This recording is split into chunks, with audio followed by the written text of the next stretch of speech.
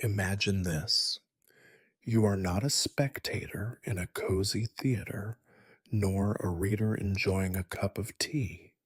You are part of a massive, throbbing crowd gathered in the heart of ancient Rome for one reason only: to see blood.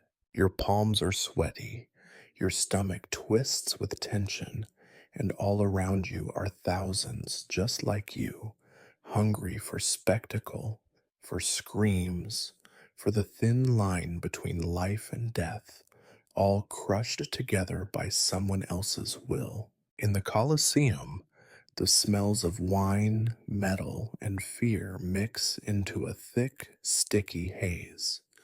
In just a moment, the fight will begin, and you will feel the line between anticipation and horror blur until it disappears completely. Welcome to Rome, where your conscience drifts to sleep beneath the roar of the crowd, and history is written in fresh blood. But before you get comfortable, make sure to hit that like button, subscribe to the channel, and let me know in the comments what city you're watching from and what time it is there. I'm genuinely curious to see who's joined us. Now, settle in. Our story begins. You push your way through the sticky heat of the Roman morning, the kind of morning that already threatens to melt the city into a puddle of stone and sweat. The day is just beginning, but Rome is never quiet, never truly asleep. As you weave between market stalls and beggars, the noise swells with every step toward the looming bulk of the Colosseum, the Flavian amphitheater, as you're supposed to call it, if you want to sound learned. A passing vendor thrusts a stale barley bun into your face. You shake your head. Not today. The air is thick with the smell of street food, animal dung, and ambition. You wonder, not for the first time, if there's a scent that could truly capture the flavor of Rome. You decide it would be a blend of olive oil, garlic, cheap wine, and a hint of something burnt, possibly hope. There is a slow, dull excitement growing as you join the human river snaking toward the amphitheater. Tens of thousands of people will be inside today, packed shoulder to sweaty shoulder. You consider the reality. For every ticketed seat, there is a story of petty bribes, family traditions, and the ancient unspoken rule that if you are late, your place will be taken by someone bolder or just hungrier. Ahead, the outer walls of the Colosseum loom, as gray and indifferent as the gods themselves. Nearly 100,000 tons of travertine stone were dragged here from quarries, then stacked, chiseled, and bullied into place by the efforts of tens of thousands of slaves. Sometimes you wonder how many people died just building the thing, only to have their bones ground into the dust beneath the feet of the endless crowds. The guides will not say. Nobody ever says. A little boy runs past, chasing his own shadow, shrieking about wild beasts and glory. His father hurries behind, arms full of loaves, as if the gods might reward those who arrive at the games well fed. You dodge an old woman with a cane, realize she is mumbling curses at the gods for letting her live long enough to see another gladiatorial spectacle. As the Colosseum grows larger with every step, you can see the scars on its walls. Graffiti scratched by bored centuries, names and insults carved by hands that have long since turned to dust. Livia loves Marcus. Felix was here. victory to the blue. These are not the official stories, but they are the stories that last. You think, briefly, about how the Emperor Vespasian ordered this marvel to be built over the ruins of Nero's private lake as a way to gift the people something better than the memory of tyranny. It took less than a decade, which seems suspiciously fast when you consider that modern Rome takes more than 3 years just to repair a single aqueduct. Progress, it seems, is never quite as smooth as the orators claim. You clutch your ticket, a tiny shard of pottery etched with a cryptic symbol. It tells you your entrance, your section, your row, assuming, of course, that the ushers care enough to enforce order. You know they rarely do. Once, you saw a fight break out because someone tried to sit 2 rows ahead of his assigned spot. It had ended in a brawl that left 3 teeth and 1 sandal lost forever to the Colosseum's growing collection of artifacts. And then, as you pass under the first of the 80 archways, you feel the change. The light dims, replaced by the cool shadow of ancient stone. The voices echo differently here, bouncing off marble and limestone like ghosts who have forgotten their own stories. Somewhere far ahead, you hear the dull rumble of the crowd, the impatient roar of thousands of hearts pounding in anticipation of violence disguised as tradition. For a moment, you consider turning back, not because you fear blood, but because you know what it does to people, the way violence, once made into a game, seeps into your bones and never really leaves. But the tide pushes you forward. Rome is a city of spectacle, and you are just one more spectator among the faceless multitude. You wonder, idly, how many amphorae of wine and how many baskets of bread it will take to make the coming hours tolerable. You hope you brought enough, because in the Colosseum, time stretches and bends, and the day is always longer than you expect. Soon, you will see men die for entertainment. But for now, you are just another Roman swept up in the ancient ritual of waiting for the games to begin. You are standing in a line that winds like a lazy serpent along the cobbled road leading up to the Colosseum, surrounded by 7,000 fellow citizens, each clinging to the hope of a decent seat and, perhaps, a moment of history to tell their grandchildren. This is not the swift moving procession you imagined.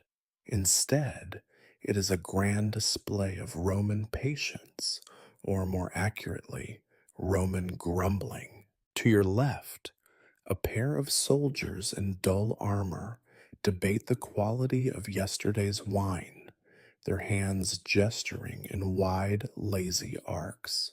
To your right, a mother negotiates with her 4 children, promising them sweet figs if they refrain from pushing each other into strangers. You stare at your own feet, inspecting the state of your sandals, wondering once again why your left foot always seems to suffer more.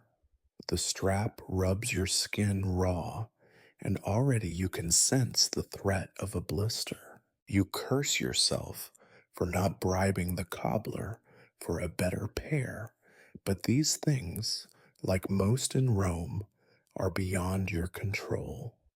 The sun climbs higher, a relentless overseer, and the crowd shifts restlessly. Every few minutes, an official in a red sash strides along the line, shouting for order. nobody listens. A group of young men argue about who saw the lion fights last month. An elderly senator, his toga spotless, his posture ramrod straight, glares at anyone who dares brush against him. A little farther back, a girl sings a rude song about the emperor and a goat, and the laughter is nervous, just loud enough to be brave. You find yourself scanning the faces around you, taking silent inventory. There are artisans with ink stained hands, their fingers twitching even as they wait, bakers smelling of yeast and smoke, farmers whose skin is the color of old leather, slaves who know better than to speak. Everyone here is someone, even if only for today, united by the irresistible call of spectacle.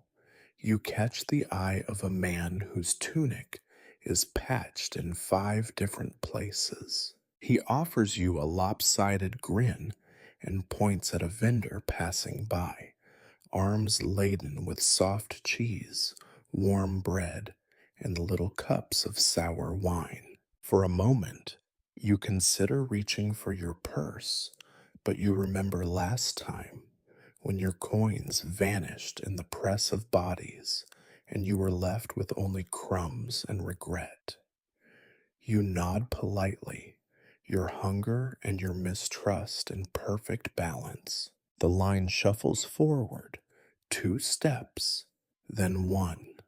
Somewhere ahead, the great shadow of the Colosseum falls across your path, a reminder that no matter how grand you feel now, you are still just an ant in the machinery of Rome. You wonder how many feet have trodden the same path, how many voices have grumbled these same complaints, how many lives have brushed up against history and then vanished unnoticed into the city's endless churn.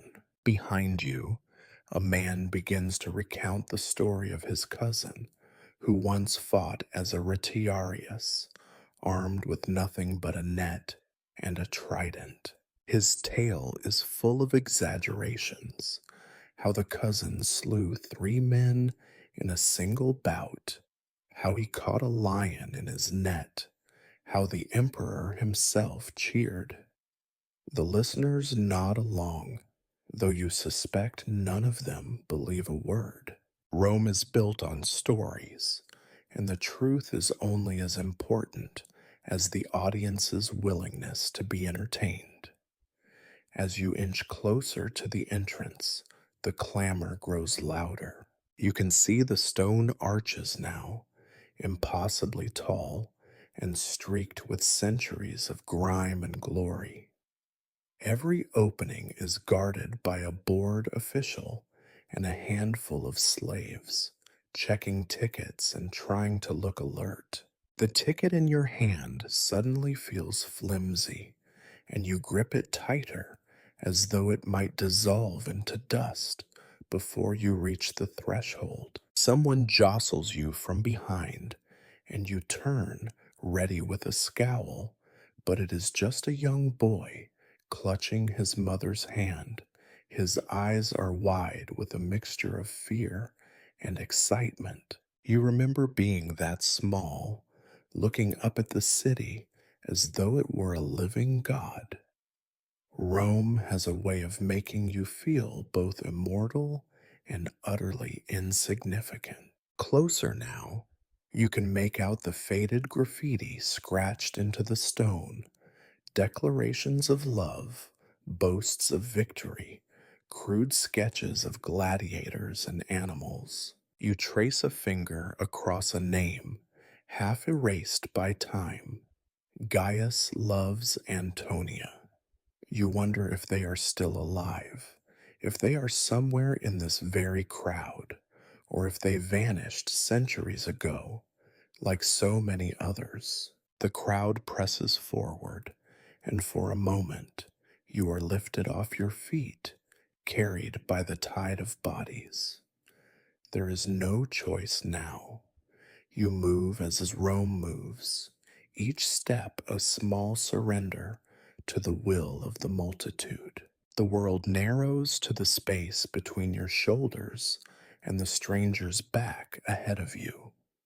It is noisy, chaotic, claustrophobic, a living beast, hungry for spectacle. Finally, at the threshold, you hand your ticket to a guard who glances at it for the barest moment before waving you through. You step into the cool shadow of the entrance, heart pounding with the promise of violence, glory, and, above all else, something to talk about tomorrow.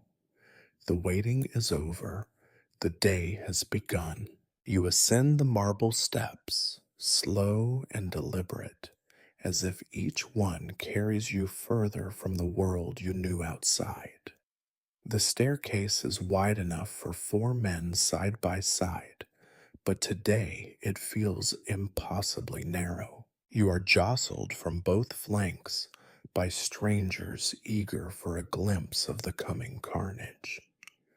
There is a sense of pilgrimage in this ascent, a strange reverence that makes you wonder if you are here for a celebration or a funeral. The walls around you are cool to the touch and stained with the marks of generations, fingerprints, dust, the grease of countless hands clinging to the hope of not slipping.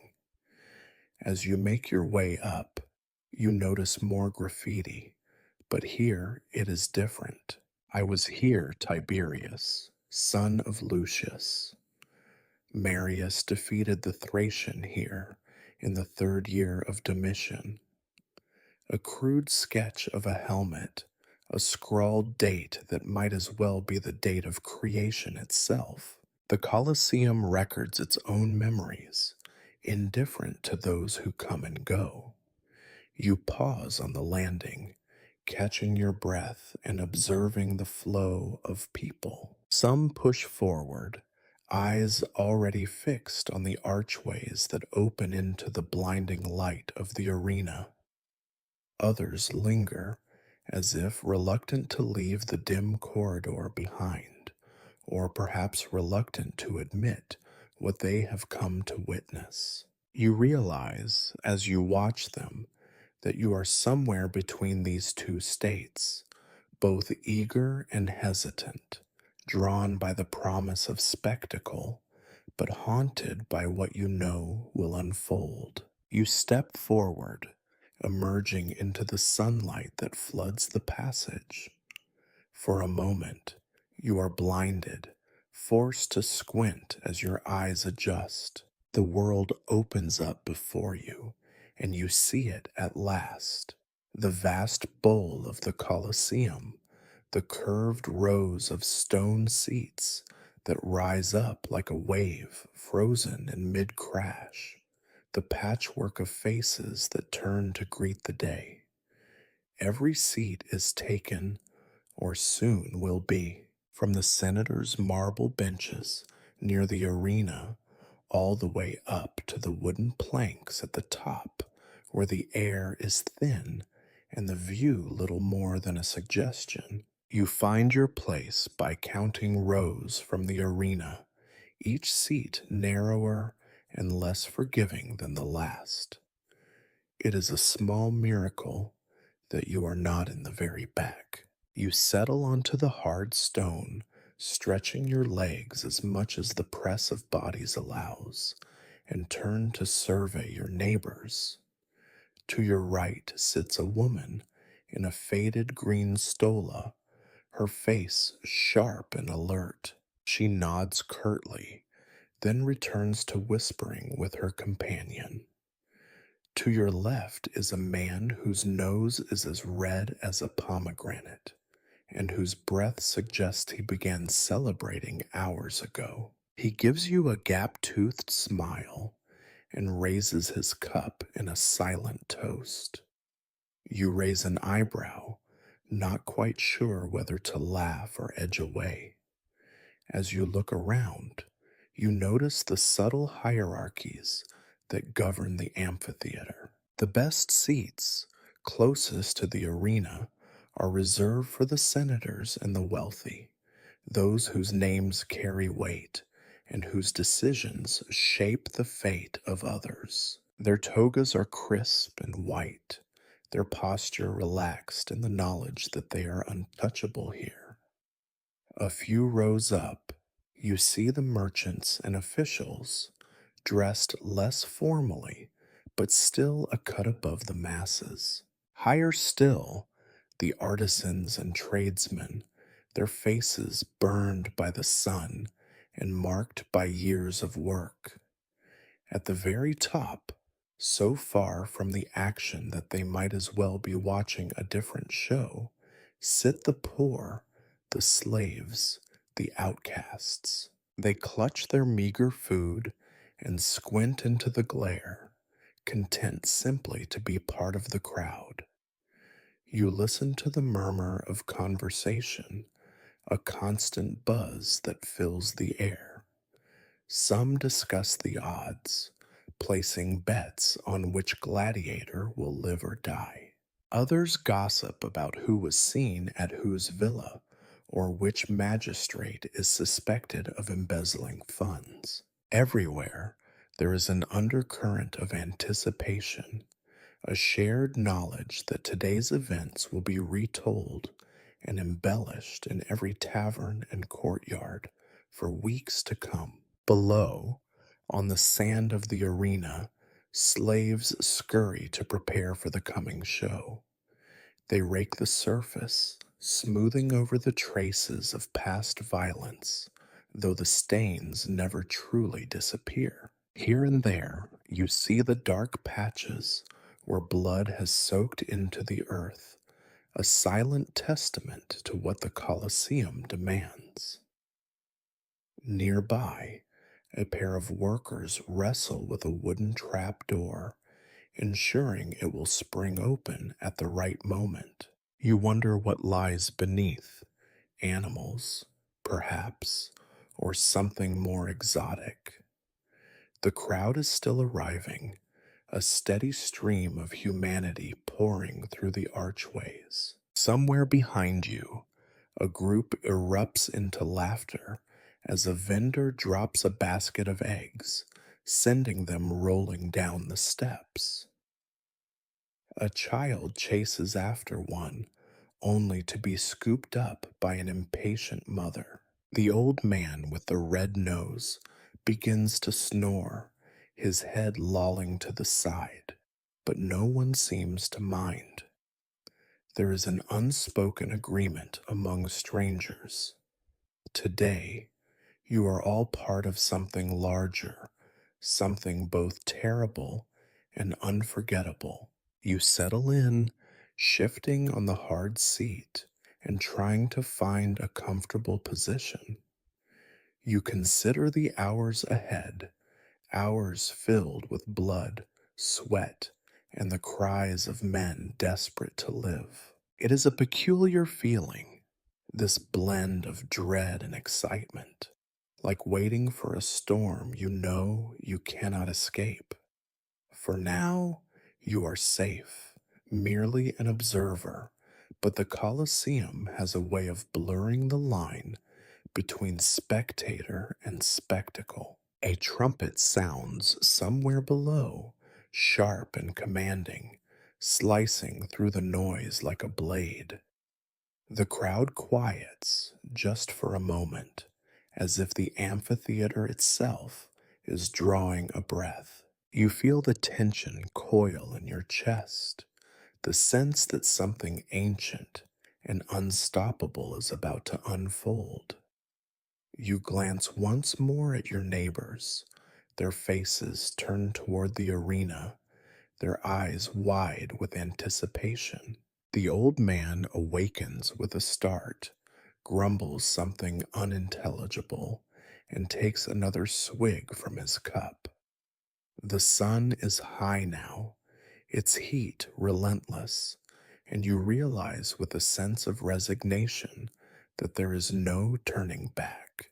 The games will begin soon, and you are here in the heart of Rome, bearing witness to the spectacle that will define the day and perhaps your memory of the city itself. You close your eyes for a moment, listening to the crowd, feeling the weight of history pressing down upon you. And then, as the trumpet blares again and the first gladiators step into the light, you open your eyes, ready, or so you tell yourself, for whatever is to come. You finally find your seat, wedged between the green stola woman and the red nosed man, who has revived himself with another gulp of whatever concoction he calls wine. The arena stretches before you, impossibly vast and dazzling under the midday sun. It is a marvel.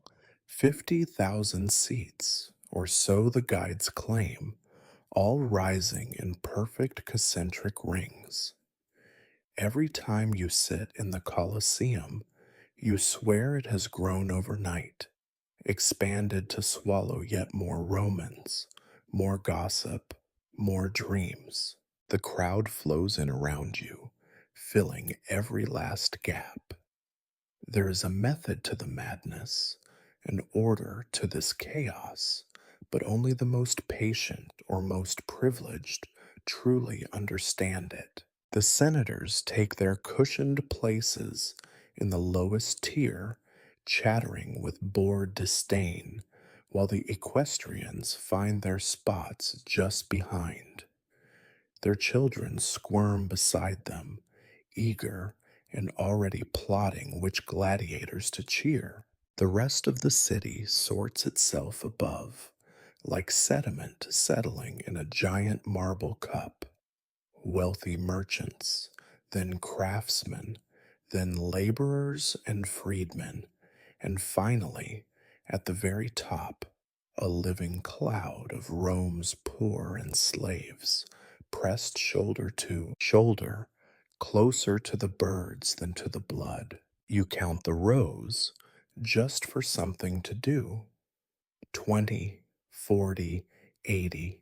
You lose track somewhere past 100.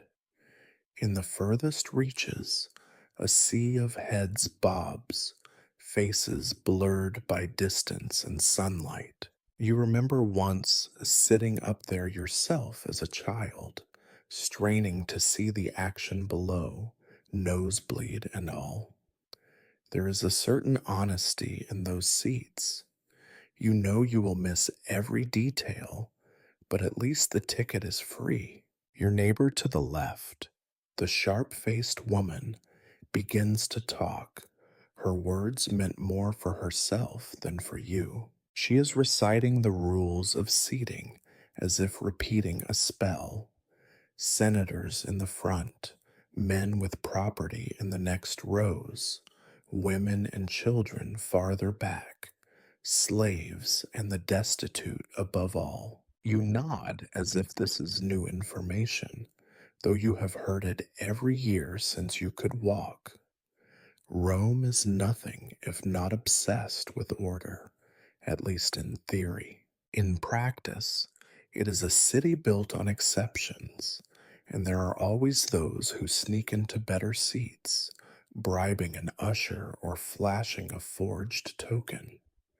As you watch, an usher marches a young man out of a seat he clearly does not deserve. The crowd jeers, but only half-heartedly. Everyone knows the game.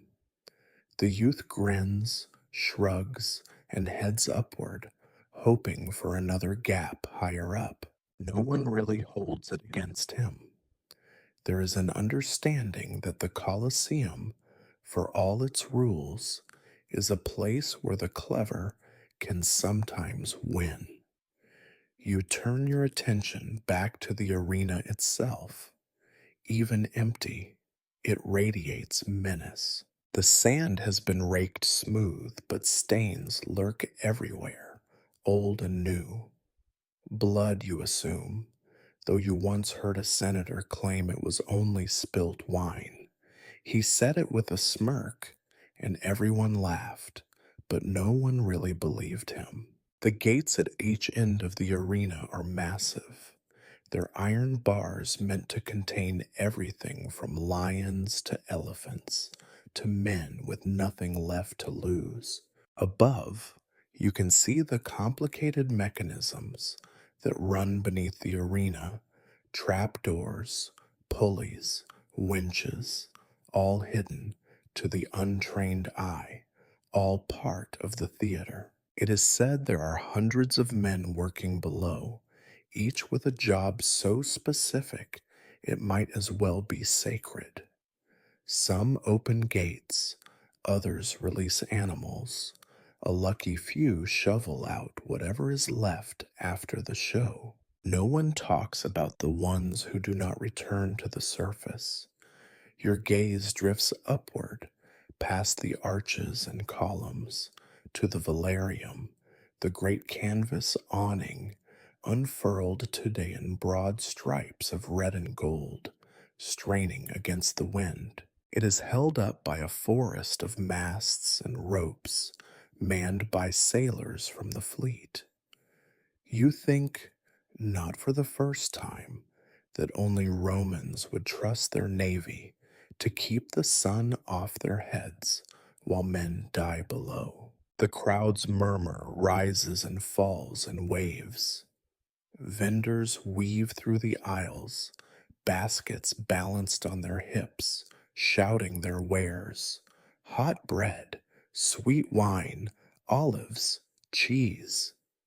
The words blend together, a chorus of temptation. You succumb and buy a handful of olives, salty and sharp, more pit than flesh.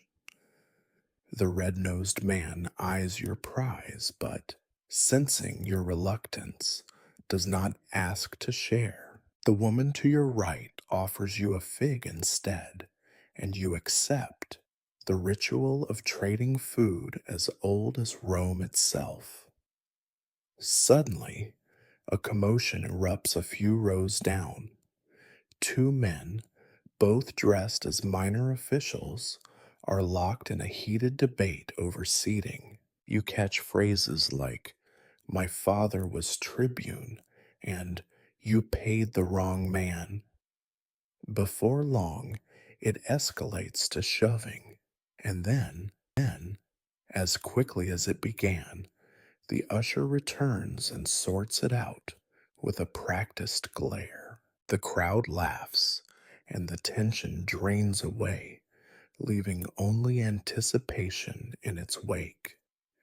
You lean back, feeling the heat of the stone seep into your bones. The sun is climbing, merciless, and you adjust your position, careful to stay in the narrow shadow cast by the woman beside you. Around you, Rome breathes, 50,000 lungs filling and emptying in unison, a city within a city. For a moment, you let your gaze wander, tracing the curve of the amphitheater. You imagine all the lives intersecting here: the senator plotting his next speech, the slave hoping to catch a glimpse of freedom, the child dreaming of glory, the vendor counting coins. The Colosseum is a mirror, reflecting the whole of Rome in one sprawling, noisy, restless image. The trumpet sounds again, sharper now, and the crowd begins to quiet, anticipation mounting. The last stragglers find their seats, the ushers step aside, and the arena below seems to hold its breath. You realize, as you settle in, that today will be like every other, a blend of violence and ritual, horror and awe. But for now, in this moment, you are simply a Roman among Romans, perched on the edge of spectacle, waiting for the day to reveal its teeth. You turn your eyes down to the arena, letting your gaze soak in every detail. The oval of sand is not perfectly flat as it first appears. It undulates subtly, a shallow basin where countless stories have ended, or, perhaps more truthfully, have simply been swallowed. The surface has been swept clean, but stains, brown and rust red, remain. The stories about these stains are many. Some say they are wine spilled by overzealous victors or clumsy slaves. Others are more honest, whispering that this is blood that will never wash out, proof that everything in Rome comes at a price. You know which version you believe. There is a strange choreography to what happens before the spectacle truly begins. Below you, the arena bustles with activity. Slaves hurry about, dragging rakes and shovels, covering the rougher patches with fresh sand. They work quickly, heads down, trying to finish before the first trumpet sounds. Sometimes you wonder how many ever look up, how many ever remember to notice the faces staring down at them. You suspect not many. The crowd, for its part, is largely oblivious, treating these preparations as a dull prelude to the real entertainment. Your attention lingers on the arena gates, huge wooden portals reinforced with iron, looming at either end. They remind you of jaws, ready to open and spit forth whatever the day demands. Wild beasts, criminals, condemned men, professional fighters. There is an undeniable tension in the air as these gates are checked, locked, and unlocked by teams of men. Occasionally, you catch a glimpse of movement beyond them, a flicker of shadow or the flash of an animal's fur, and you feel a shiver, half fear, half anticipation. The smell of the arena is hard to describe. It is not just the odor of dust and sweat. There is something else, something metallic and sour that lingers beneath every other scent. The sun only makes it worse, baking every particle into the air, so that by noon the entire Colosseum seems to simmer with an invisible cloud of heat and nervous energy. If you close your eyes, you can almost taste it on your tongue. Copper, earth, the faintest hint of decay. You wonder, not for the first time, if this is what Rome itself would smell like if you peeled away the layers of marble and marble rhetoric. Around you, the crowd is restless, shifting in their seats, trading rumors and jokes. The old man with the red nose is telling a story, his voice booming with false confidence. It was last year, no, 2 years ago, a lion, as big as a chariot, leapt clear over the barricade, the poor fool sitting just there. He points vaguely toward the lowest row. Never saw it coming. His listeners gasp and laugh, some nervously glancing at the barriers. You wonder how much of his tale is true. In Rome, you quickly learn that stories grow with each retelling until the only truth that remains is the one people want to believe. You become aware, too, of the sounds, the distant crash of a dropped amphora, the high pitched arguments of vendors, the rhythmic thud of mallets as workers secure the arena's many trap doors. Here and there, a shriek of laughter or a muffled curse. Over it all, the drone of the crowd, 50,000 voices blending into a single living creature, hungry and impatient. Every now and then, the wind shifts, bringing the cries of animals from the underground pens, a reminder that the show is not all about men. In front of you, a pair of young boys lean over the rail, eyes wide. One points at the mechanisms behind the gates, whispering to his friend about the monsters he is sure are waiting below. The friend nods gravely, as if he too has heard the rumors. Crocodiles imported from Egypt, bears from the forests of the north, tigers captured far beyond the edges of any map they have ever seen. You do not bother correcting them. The line between myth and fact is blurry here, and that is part of the appeal. It strikes you then how much of the experience is not about what you see, but what you imagine.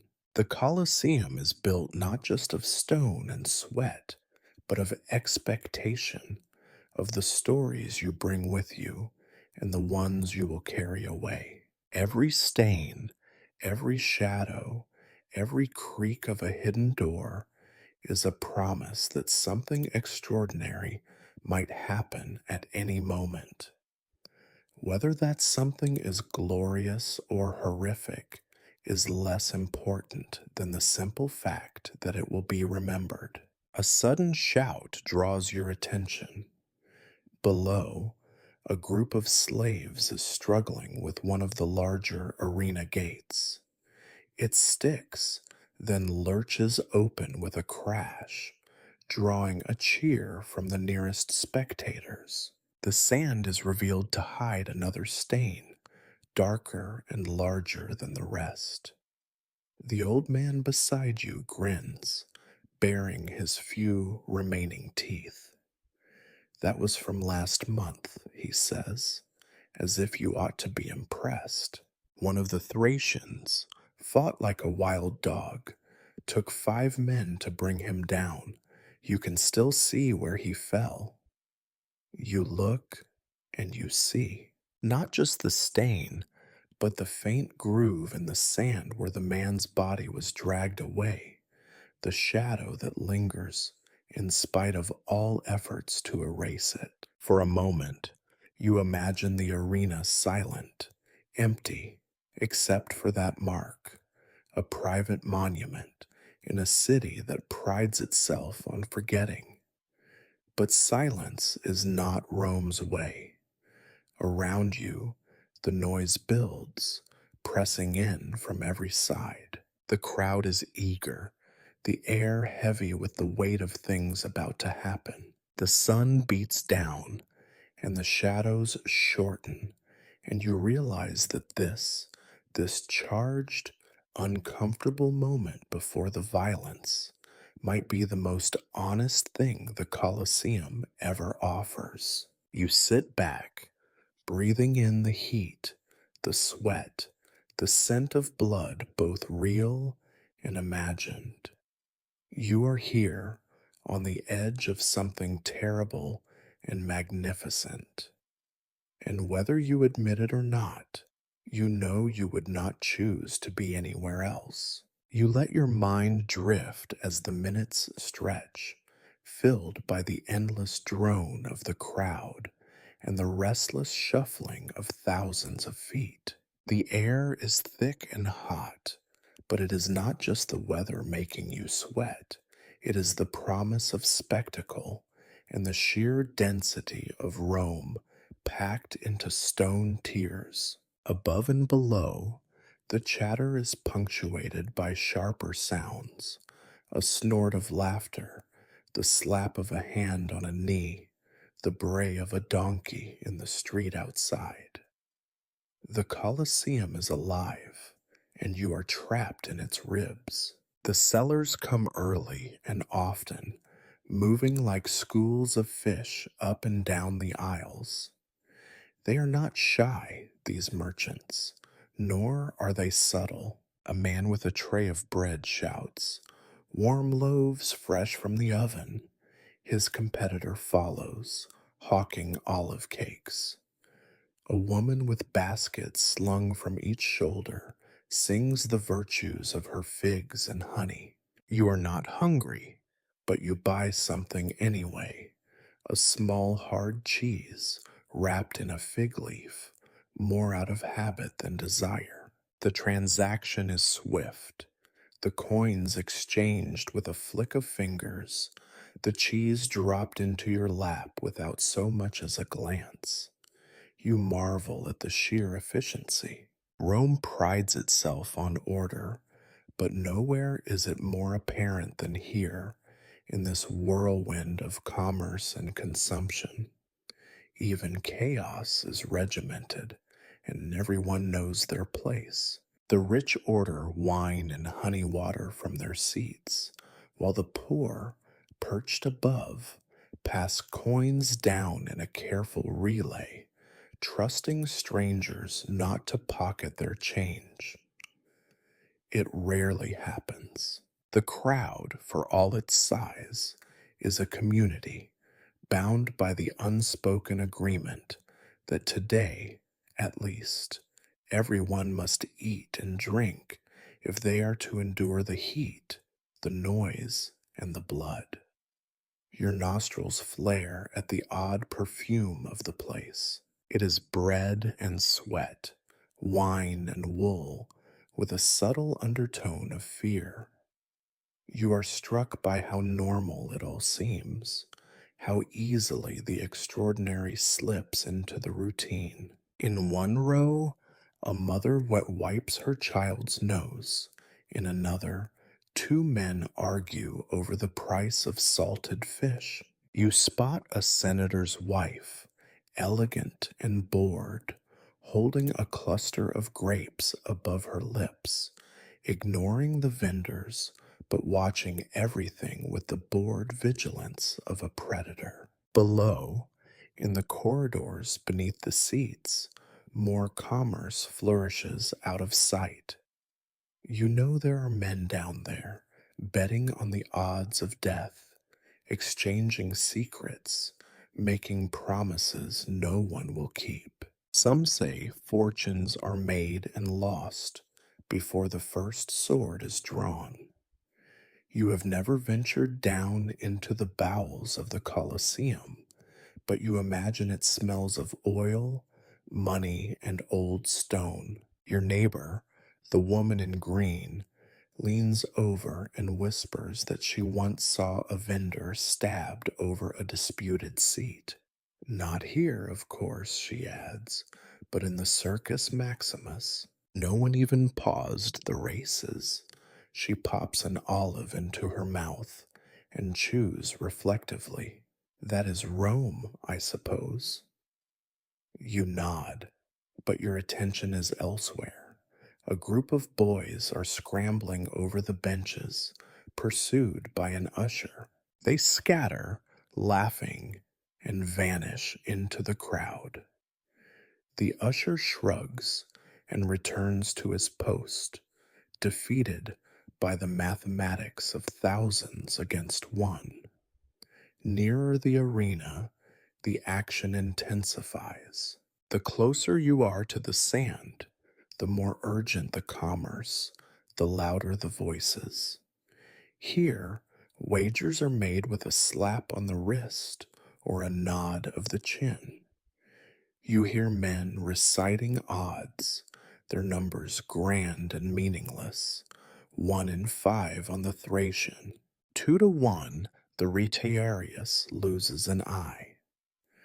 The language of the games is precise, a dialect of risk and bravado. Even those who do not gamble play along, inventing imaginary stakes and victories. It is the Roman way. You find yourself eavesdropping on a pair of old men debating which animal will be brought out first. It was tigers last time, says one. I heard elephants, replies the other. Nonsense. the first says. They would not risk an elephant with the sand so soft. The argument is earnest, yet beneath it you sense a shared understanding.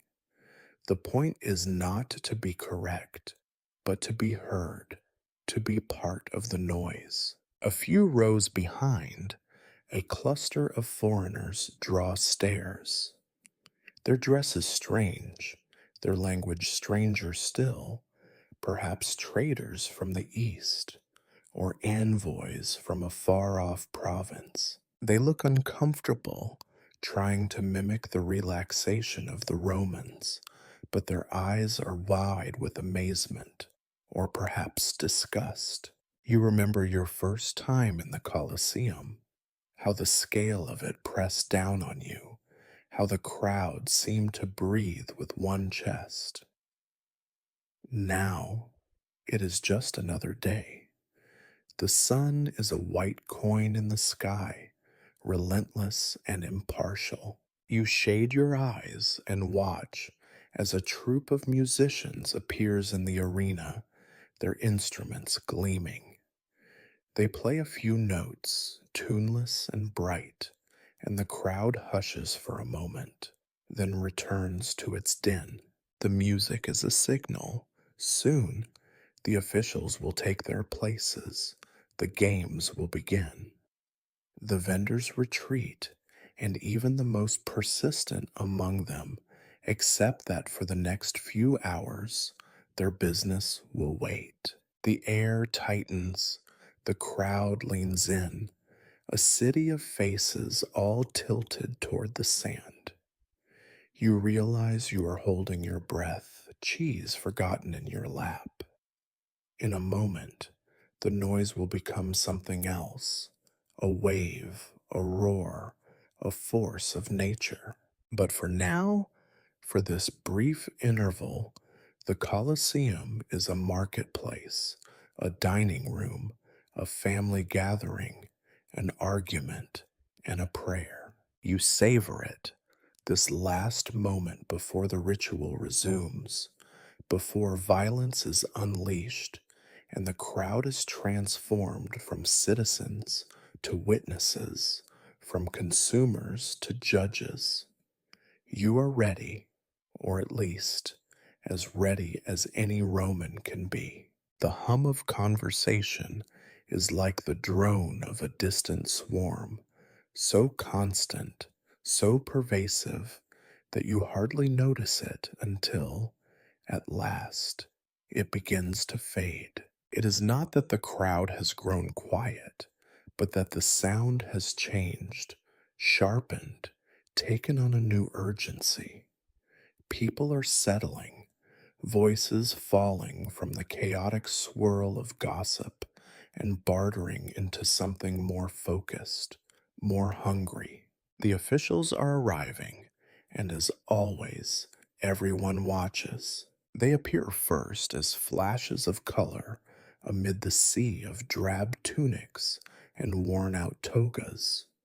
City magistrates in crimson bordered togas, the bright plumes of minor priests, a scattering of foreign dignitaries, guided by Rome's patient bureaucrats. They descend into the first rows as though they are gods, untouchable and mildly bored, the weight of the empire carried on their meticulously shaved shoulders. You watch the choreography with a kind of grim amusement. Everyone knows their place, and those who forget are soon reminded. Closest to the arena, where the sand comes almost up to their feet, the senators begin to take their seats. Some are young, trying to look older.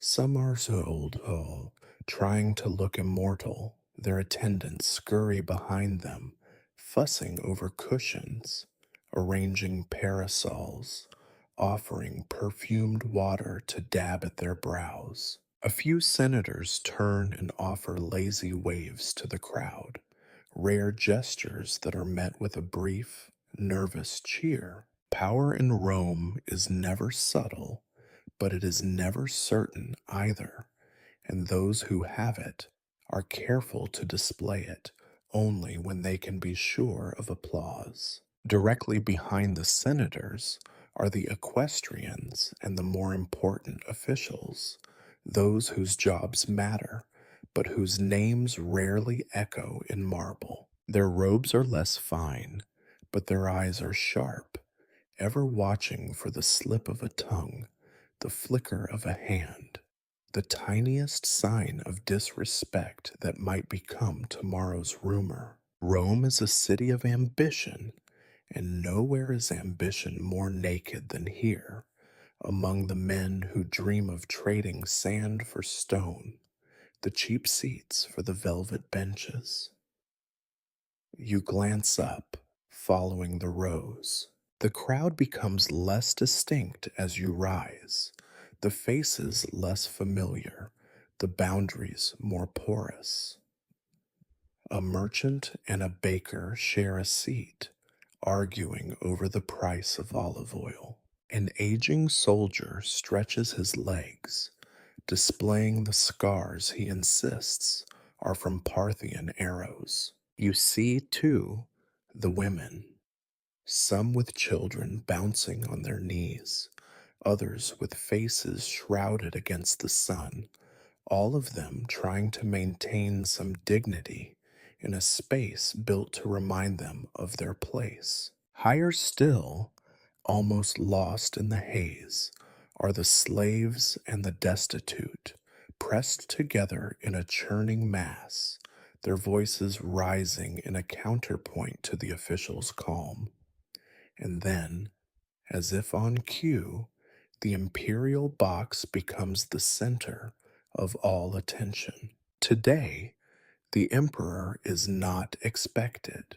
There are rumors of illness, or perhaps a minor scandal, best attended to from the comfort of the Palatine Hill. Instead, a member of the imperial family, flanked by guards and sycophants, accepts the crowd's nervous greeting. You watch the faces around you, searching for disappointment, anger, even relief. It is always a question: what will Rome be today? Magnificent, capricious, or merely absent? A priest steps forward to sprinkle incense on a small fire at the arena's edge, murmuring a prayer to Jupiter and Mars. The smoke drifts upward, chased by a sudden gust, and for a moment you catch the scent of frankincense, rich, sweet, so unlike the sweat and dust you have grown used to. The ritual is both solemn and hollow. It is meant to remind everyone, from senators to slaves, that Rome's games are not just for pleasure, but for the glory of the gods and the stability of the world. No one really believes it, but everyone plays along. The sun is climbing higher, and the officials fan themselves with elaborate gestures, careful not to show discomfort. You notice the small ways they mark their status: rings on every finger, amulets against the evil eye, sandals stitched with silver thread. The vendors retreat from this area, knowing that senators and priests prefer to be served by their own. Instead, the men in the front rows sip watered wine and peel figs, more interested in their own comfort than the anticipation radiating from the upper tiers. You catch sight of a group of young women, all in identical stolas, clearly here as part of some wealthy patron's household. They whisper behind fans, casting glances at the officials below and giggling at some private joke. One of them turns, meeting your gaze for a heartbeat before looking away, her cheeks tinged with the faintest blush. For a moment, you are reminded that the Colosseum is not just a place for blood and spectacle, It is a marketplace for every kind of ambition, every kind of desire. In the very top rows, the atmosphere is different. Here, the air is thinner, the sun harsher, the seats sits harder, but there is a freedom to it, a kind of rough camaraderie among the poor, the slaves, the foreigners who know they will never be allowed closer to the sand. They pass bread and jokes, trade bets and gossip, and cheer the loudest, as if sheer volume might lift them into a better world. You remember, not without affection, the raucous joy of these high seats, and wonder if, in some way, they are the lucky ones. A trumpet sounds, sharp and clear, and the final stragglers hurry to their seats. The ushers perform a last sweep, shooing away loiterers, eyeing anyone who looks out of place. There is a moment of stillness, a collective breath as the entire Colosseum seems to turn its gaze toward the arena. You feel the tension, electric and ancient, as the officials rise, signaling the beginning of the day's ceremonies. The crowd answers with a roar, not quite joy, not quite anger, something older, deeper, rooted in the very bones of the city. Today, you are all Romans. Today, you are all witnesses. As you wait for the ceremonies to begin, your thoughts drift to the monument itself, to the impossible structure that surrounds you, like the rib cage of some ancient beast. The Colosseum, though only the poets call it that, the proper name is the Flavian Amphitheater, sits at the heart of Rome, both physically and metaphorically. You marvel, as you have so many times before, at the sheer ambition of it, a building that could swallow entire villages, designed not just to awe, but to last forever. It took less than 10 years to raise these 4 stories of arches and columns, a feat that even now feels impossible. You remember the stories, how Emperor Vespasian ordered it built where Nero's private lake once shimmered, as if to erase every memory of a tyrant with an even grander spectacle. It was a message to the people, a promise that Rome belonged to them, not to the monsters in purple. Sometimes, as you wander its echoing corridors, you wonder if the city itself believes that promise. Sometimes you doubt it. The numbers are absurd, and yet you cannot help but count. Over 200,000 tons of travertine stone, quarried and hauled by an army of laborers, each block dragged through the streets, chipping away at both rock and spirit. It is said that 100,000 slaves worked on the project, though no one kept precise records. No one ever does when the dead are not expected to speak. You picture their hands, calloused and broken, laying stone upon stone under the whip and the relentless Roman sun. The amphitheater rises on the bones of the forgotten, but no one mentions it on festival days. You run your fingers along the stone bench beside you, feeling the grooves worn by generations of spectators. Above your head, the vaults of the upper tier are streaked with soot from centuries of torches. Even now, the building creaks and groans with age, settling in ways the architects could not have predicted. Yet, somehow, it endures. The old joke goes that the world will end when the Colosseum falls. You do not laugh. It is a comforting lie, as old as Rome itself. Somewhere behind you, a man is retelling the history for his son, his voice full of pride. It was finished under Titus, when the gods smiled on Rome. The emperor gave 100 days of games, one after another: lions, bears, sea battles. They say 10,000 animals died just to please the people. His son listens, eyes wide with awe, as the father lists the wonders, the grand arches, the intricate tunnels below, the trap doors that swallow men whole.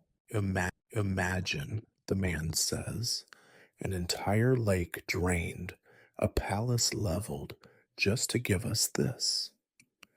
You cannot decide if he sounds grateful or simply amazed. You find yourself thinking about the architects, those faceless men who must have lain awake, imagining arches and vaults, wrestling with problems that had never been solved before. They built the Colosseum in layers, each tier rising higher, the seats angled so even the gods might have a view. At its peak, it could hold more than 50,000 spectators. Some say even 80,000, though that seems like another Roman exaggeration. The design is so efficient that even now, a crowd can empty the building in a matter of minutes through its 80 numbered entrances. You consider how quickly order can dissolve, how easily the crowd might turn from audience to mob. You look around, spotting the markers set into the stone, Roman numerals for each section, little more than scratches now, but once they would have guided senators and slaves alike to their places. Above the entrances, you can just make out faded frescoes, gods, heroes, and the occasional emperor, all gazing down with the same blank indifference.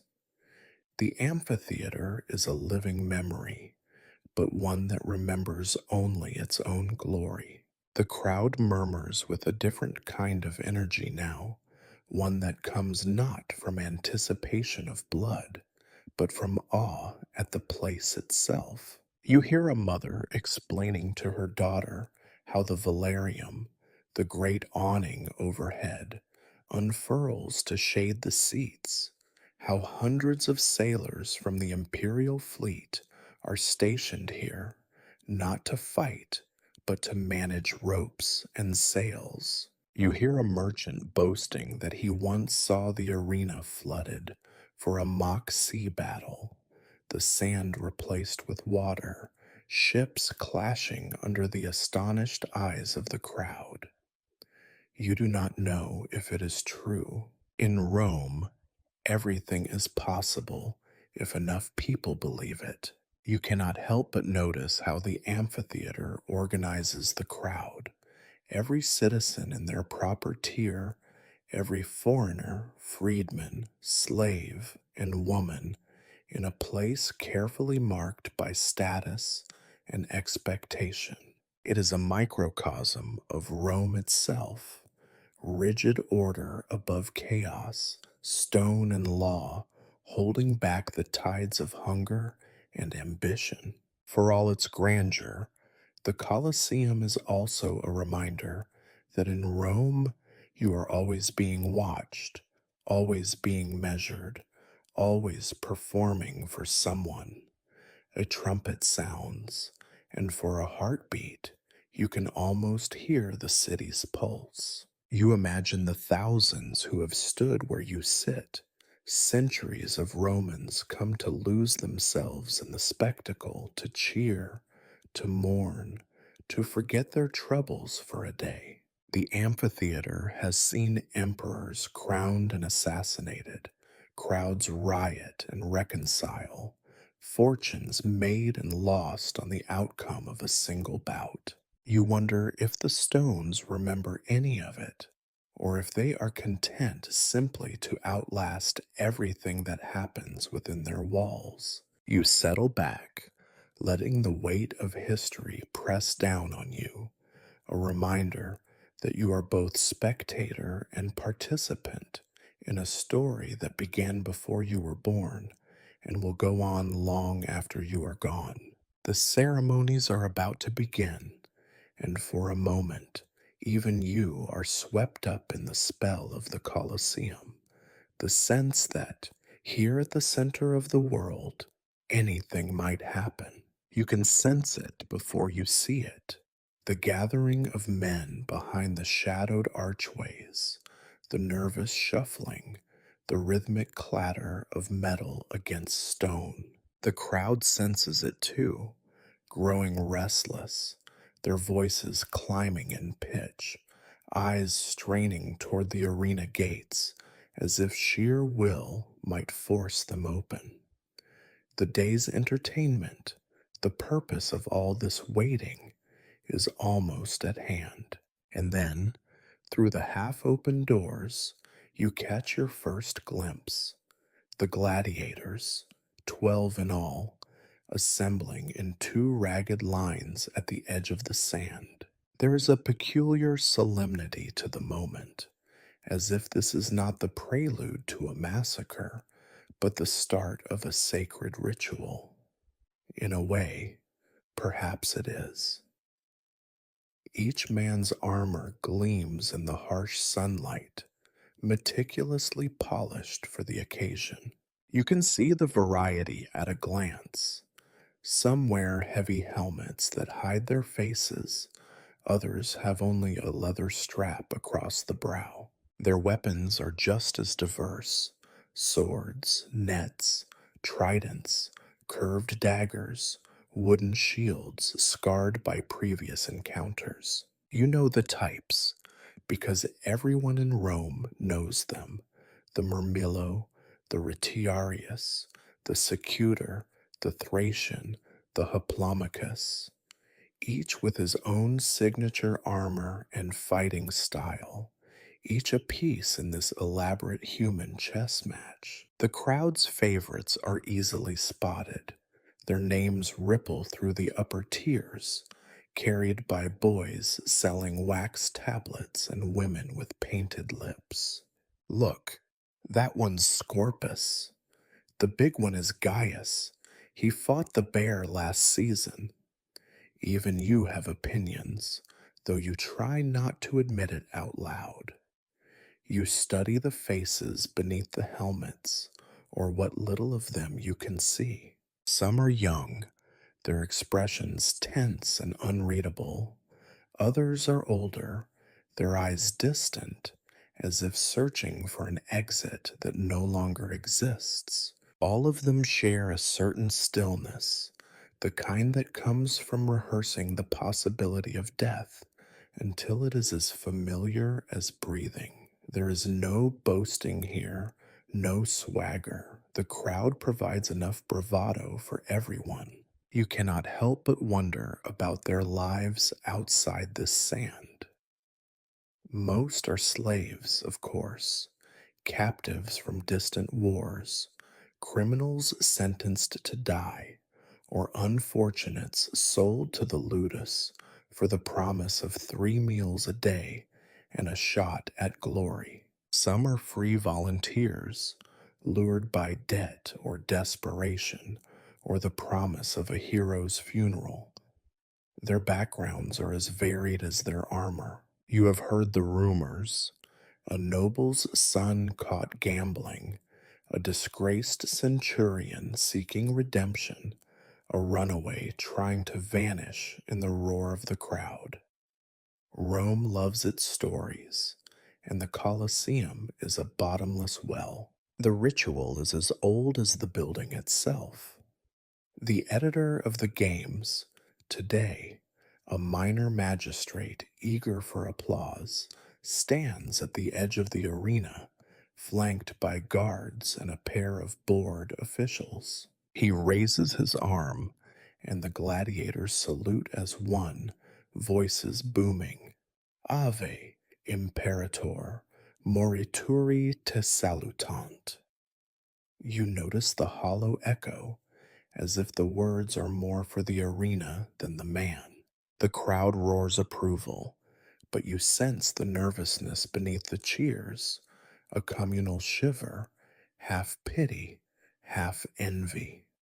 From your seat, you see the small details others miss. A drop of sweat rolls down the neck of a retiarius, tracing a line through the dust on his skin. The Murmillo flexes his fingers, testing the grip on his sword, then relaxes, muscle memory taking over. You imagine the hours spent in training, the endless drills, the bruises and broken bones, all for a few minutes of attention and the hope of a wooden sword, the symbol of freedom that only a handful will ever hold. The crowd is growing louder, and for a moment, you feel their hunger. There is something primal here, something older than Rome itself. The urge to witness struggle, to see fate rendered visible in sweat and blood. You tell yourself you are above such things, but you know better. Everyone comes for their own reasons. Some for glory, some for gossip, some for the chance to see the mighty brought low. You are no different. You look around, searching for any sign of mercy. The faces are expectant, but not cruel. Children bounce on their mothers' laps, craning for a better view. Old men whisper advice as if the fighters might hear them. Women hide their eyes, then peek through their fingers. The arena unites them all, if only for an afternoon. You catch the gaze of your neighbor, the sharp-faced woman, and she shrugs as if to say, "What else is there?" The signal is given, a nod from the editor, and the gladiators step forward onto the sand. There is no turning back now. Some make the sign of the gods, muttering a prayer to Mars or Fortuna. Others stare straight ahead, determined not to show fear. You wonder what thoughts flicker through their minds. Memories of home, promises made to loved ones, the cold calculation of odds. Perhaps, for a few heartbeats, they feel more alive than anyone in the city above them. A hush falls over the Colosseum, the kind that always comes before the storm. For a moment, you are aware of your own breath, the pounding of your heart. 12 men stand on the sand, each one about to gamble everything for a chance at survival, a sliver of fame, or, at best, a painless death. Around you, 50,000 Romans lean forward as one, hungry for the violence that is both their birthright and their burden. You realize, with a sudden clarity, that you will remember this moment long after the names are forgotten and the stains have faded. It is not just blood that soaks the sand, but the weight of hope and despair, woven together in the oldest story Rome knows. The trumpets sound, their harsh notes cutting through the anxious chatter like a knife. The crowd shudders, a wave of attention rippling outward from the sand to the very top row. This is the moment you have been waiting for, the reason 50,000 hearts have gathered, why you left your bed at dawn, why the city itself seems to hold its breath. The beginning of the fight is not merely announced, it is demanded, pulled into being by the collective will of the masses. No one blinks. Everyone is watching the first pair of gladiators step forward, their shadows long and sharp against the sand. A murmillo with a heavy, fish shaped helmet faces a retiarius, whose net hangs loose in his hand, the trident gleaming in the sunlight.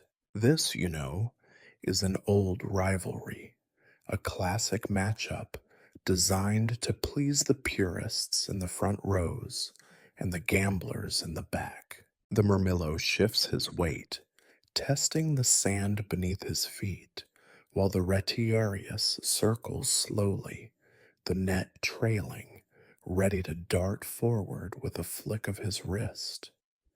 For a heartbeat, the arena is silent. Then, boom, with a shout from the editor and a clang of metal, the bout begins. The murmillo lunges, shield raised, sword angled for the kill. The retiarius dances back, light on his feet, waiting for an opening.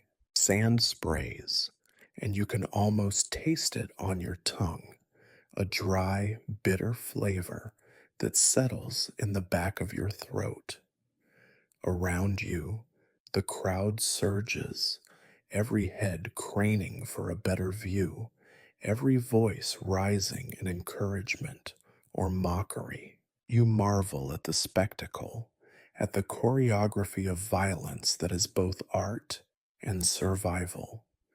The murmillo swings, the retiarius dodges, the net unfurls and snaps back, missing by inches. You see sweat bead on bare shoulders, muscles tense and release, breaths coming in quick, shallow bursts. Each move is calculated, yet every outcome is uncertain. This is what the crowd craves, not mere blood, but the sharp edge of unpredictability, the moment when skill and fate collide. The noise builds, a low thunder that pulses through your bones. Wagers are shouted, insults traded, encouragement offered to men who cannot hear, or more likely, have learned not to listen. Children mimic the fighters with sticks and wild cries. The old man beside you leans forward, gripping the edge of his seat so hard his knuckles pale. The sharp faced woman, usually so composed, gasps as the murmillo's blade grazes the retiarius's arm, drawing the first bright line of blood. It is easy, from your seat, to forget that these are real men, that every blow hurts, that every wound bleeds. The distance creates an illusion, a comfortable space where violence becomes an entertainment, suffering becomes a story you will repeat over dinner.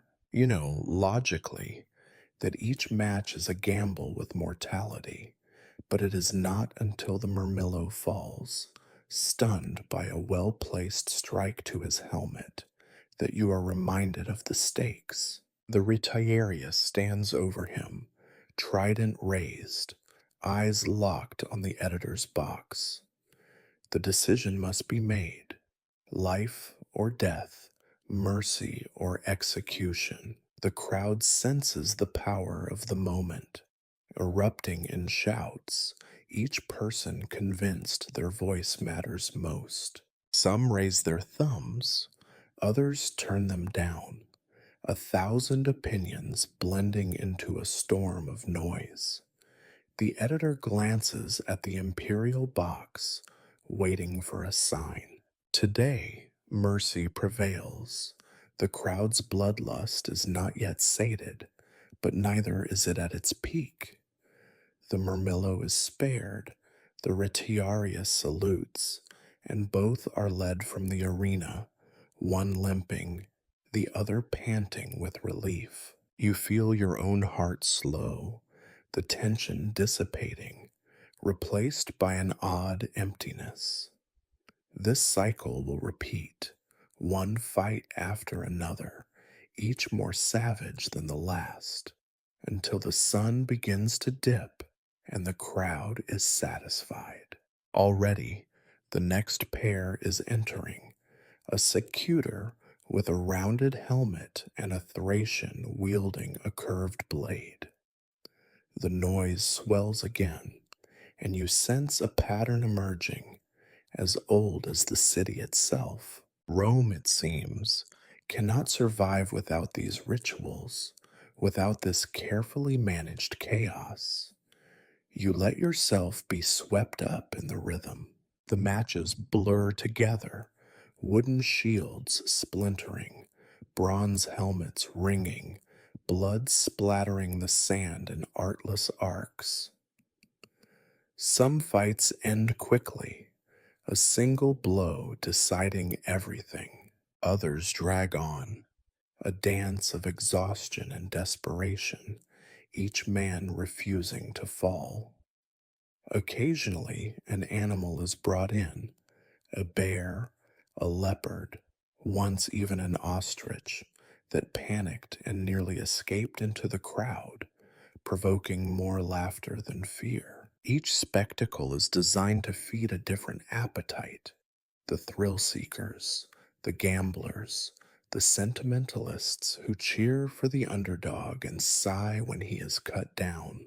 It is impossible not to be swept up, even as you catch yourself wincing at a particularly savage blow or glancing away when a victor stands over his broken opponent, waiting for the final command. You wonder what it does to a city, this relentless exposure to violence. Does it make you harder or merely numb?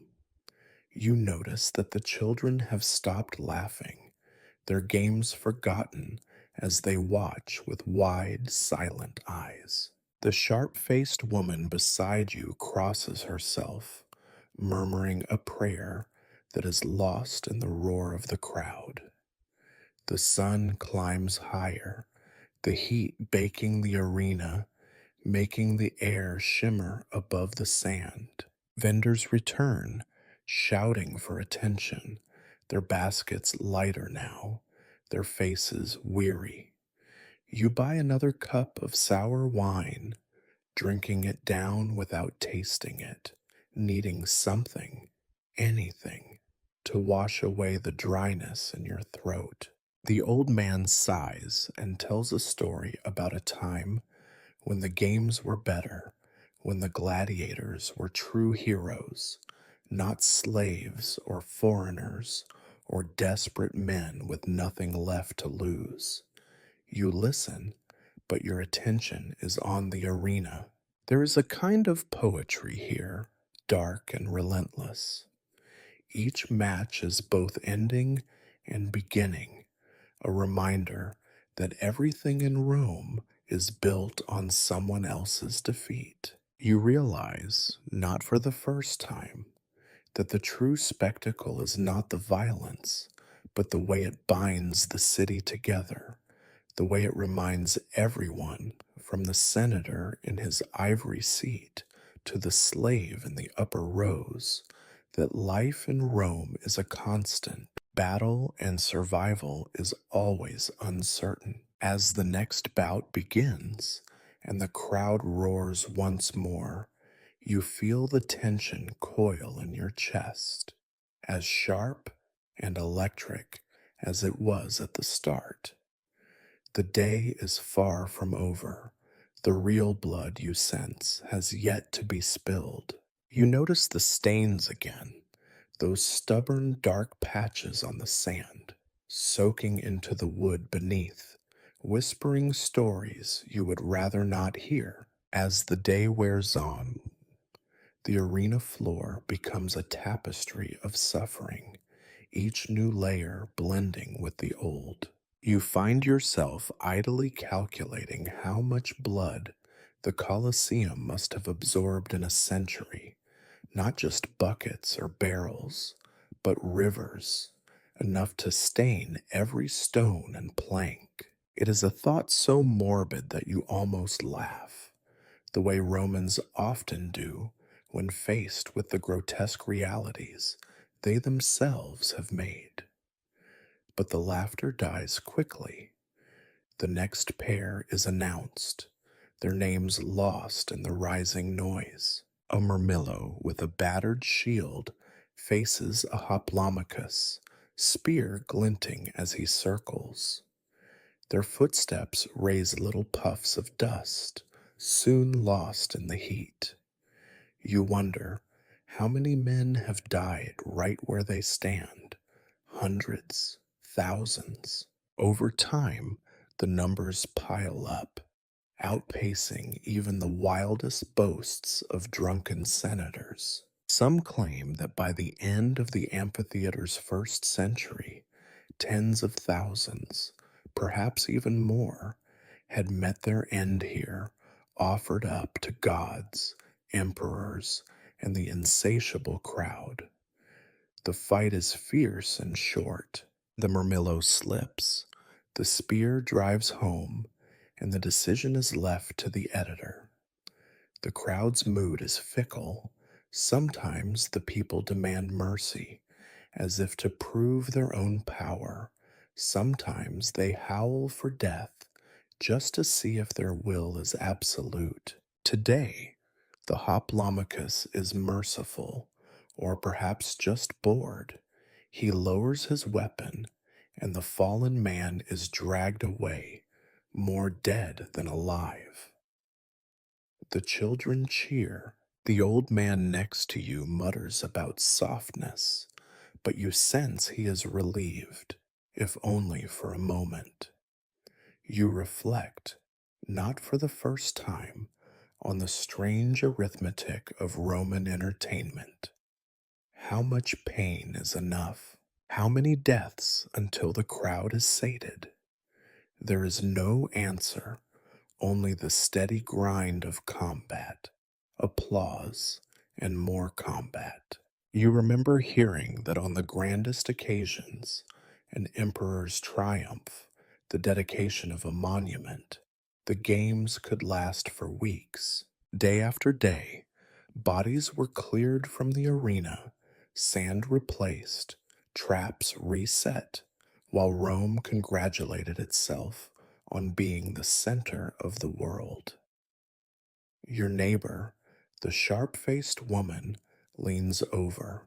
Do you know how much blood is spilled here in a single day? She asks, as if reading your thoughts. Hundreds of liters, they say, more on the holidays. It seeps into the wood, into the drains. Sometimes, when the wind is right, you can smell it in the streets for days.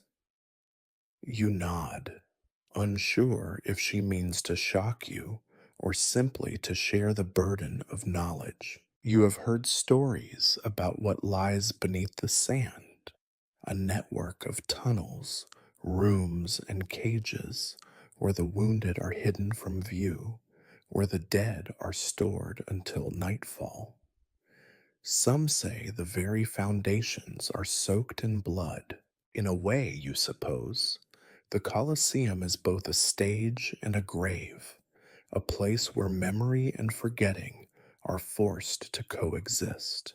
The audience does its part, looking away at just the right moment, clapping when they are told, pretending not to see the men sweeping up limbs with the rest of the debris. As another match begins, your eyes wander, searching for patterns in the chaos. The games are meant to teach something, you think, about courage or endurance or the mercy of the powerful. But the lesson is always the same. Rome endures because it demands sacrifice, and every spectator is complicit. You realize, with a kind of weary clarity, that even as you judge the violence, you are also drawn to it, unable to look away. There are moments, rare but unforgettable, when the blood flows too freely, when even the crowd recoils. You remember a story told in hushed tones about a particularly bloody day under Domitian when the sand was so saturated that it clung to the sandals of senators as they left, a silent rebuke. The city stank for days, and even the dogs would not approach the drains. Yet, in time, the memory faded, replaced by the next great spectacle, the next clever twist on ancient cruelty. You watch as a team of slaves rushes in between bouts, raking the sand, scattering fresh sawdust, trying to erase what cannot be erased. They work quickly, efficiently, but nothing can disguise the underlying stench, a mixture of iron, sweat, and something sickly sweet. The crowd barely notices, too busy celebrating the next round of fighters, the next hope for glory. You find yourself wondering what future generations will make of this place. Will they marvel at its engineering, its vastness, its ability to hold the whole city within its walls? Or will they see only the stains, the bones, the echo of cheers that are always tinged with something darker? You hope, perhaps naively, that they will remember both. The sun moves and the shadows lengthen. The crowd is restless again, sensing that the greatest fights are yet to come. You sit back, the stone cold against your spine, and wonder how many more matches remain, how many more lives will be weighed and found wanting before the day is done. For now, the Colosseum holds its secrets, but the sand remembers everything. Now, all eyes depth shift to the imperial box. There, above the sand and above the city's judgment, sits the one whose thumb can change the fate of a man in an instant. Today, it is not the emperor himself, but a representative of imperial authority, a nephew or cousin or wife, it hardly matters. The illusion is maintained. A single figure sits in the shade, surrounded by sycophants and guards, elevated both literally and figuratively above the mass of Rome. You watch the subtle theater of power at play. The editor of the games turns not to the people, but to that solitary seat, seeking approval before any final decision. You sense the impatience in the crowd. There is a peculiar tension whenever the imperial presence is invoked, a reminder that in Rome, the spectacle is as much about hierarchy as about entertainment. The sharp faced woman beside you murmurs, "He holds the city's mood in his hand, you know, life and death, with a flick of his finger." You nod. There are many stories of emperors who reveled in this power. Augustus, who claimed to spare lives for mercy's sake. Caligula, who signaled death for the pleasure of seeing a widow's tears. Commodus, who fought in the arena himself, turning judgment into parody. The crowd loves to imagine that their cries sway the outcome, but everyone knows the final decision rests above them, behind a curtain of purple and gold. You remember once seeing a condemned man kneeling in the sand, battered and bleeding, his eyes never leaving the imperial seat. The crowd screamed for blood, but the emperor hesitated, his hand hovering. A pause, endless, theatrical, before mercy was granted. The crowd cheered, but you saw the relief in the faces of those closest, as if spared themselves by proxy. Rome is built on these gestures, public, symbolic, half real, and half performance. Today, you watch the same drama unfold. A gladiator, battered and exhausted, collapses to his knees after a brutal exchange. His opponent waits, sword poised, glancing first to the crowd, then to the box above. The people shout, their voices splitting along invisible lines. Mercy, death, mercy, death. The editor, ever the politician, turns to the imperial representative, whose face is carefully unreadable. There is a moment of exquisite tension, as if the whole amphitheater has forgotten to breathe. Then, the signal, a hand raised, palm flat, mercy. The crowd erupts, some in cheers, some in groans, all in relief that the decision has finally been made. The wounded man is carried away, perhaps to fight another day, perhaps to die quietly behind the scenes, out of sight. The illusion of choice remains intact.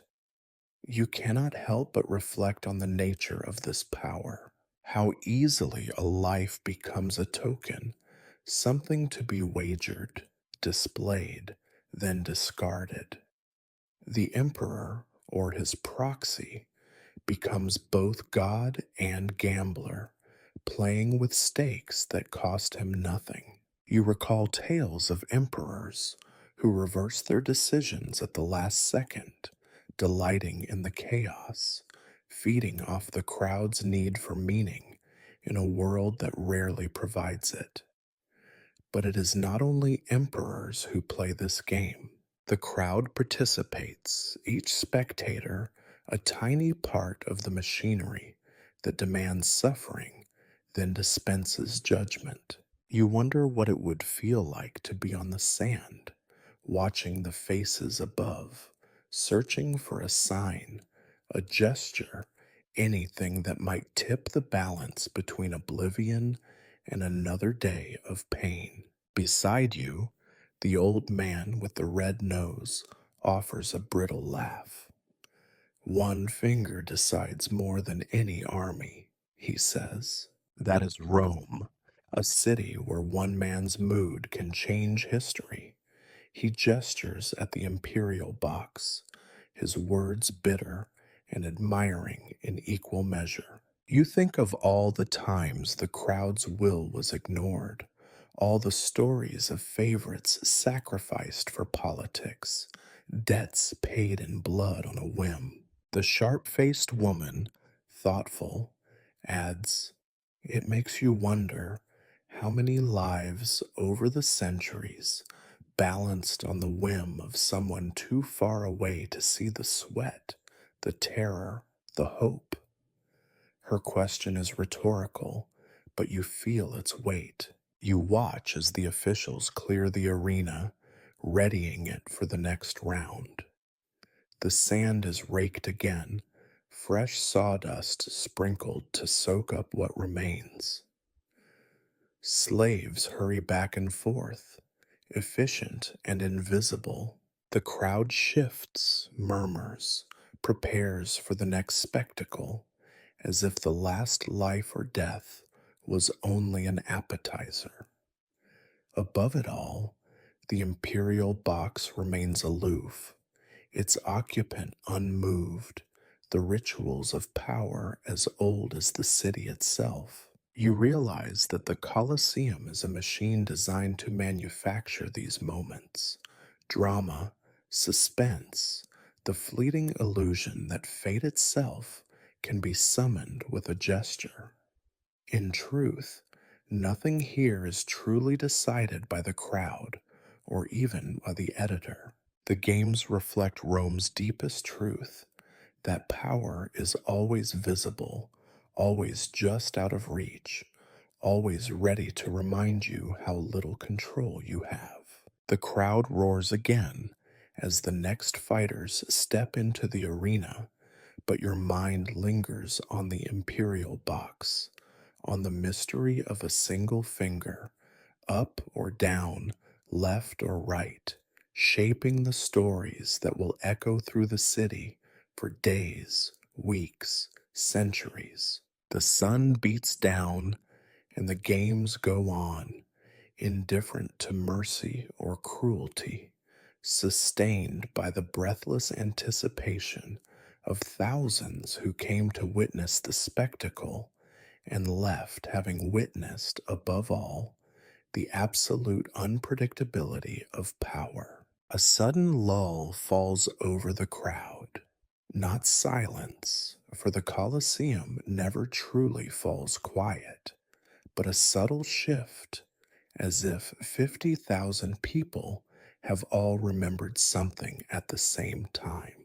The arena is being prepared for a new spectacle, and you find your thoughts wandering, carried on the wind that whistles through the arches above. The sound is haunting, a thin, high whine that weaves through the structure like a lost soul. It is in moments like these that you recall the history lurking beneath your feet. Once, long before the first stone was laid, this place was water, a tranquil lake within the gardens of Nero's golden house, where the disgraced emperor sailed his gilded barges and scattered rose petals for his pleasure. You imagine it now, blue and shimmering, impossibly calm compared to the roar and chaos that fills the space today. It seems almost absurd that the center of Roman cruelty was born from an emperor's vanity, as if the city itself is always reinventing the past to suit its appetites. The wind intensifies, carrying with it the scent of damp stone and ancient dust. You hear, or think you hear, echoes, voices caught in the curves of the arches, the ghostly laughter of centuries of crowds. The Colosseum is a place of memory as much as spectacle, and the stones themselves are witnesses, holding secrets in every crack and scratch.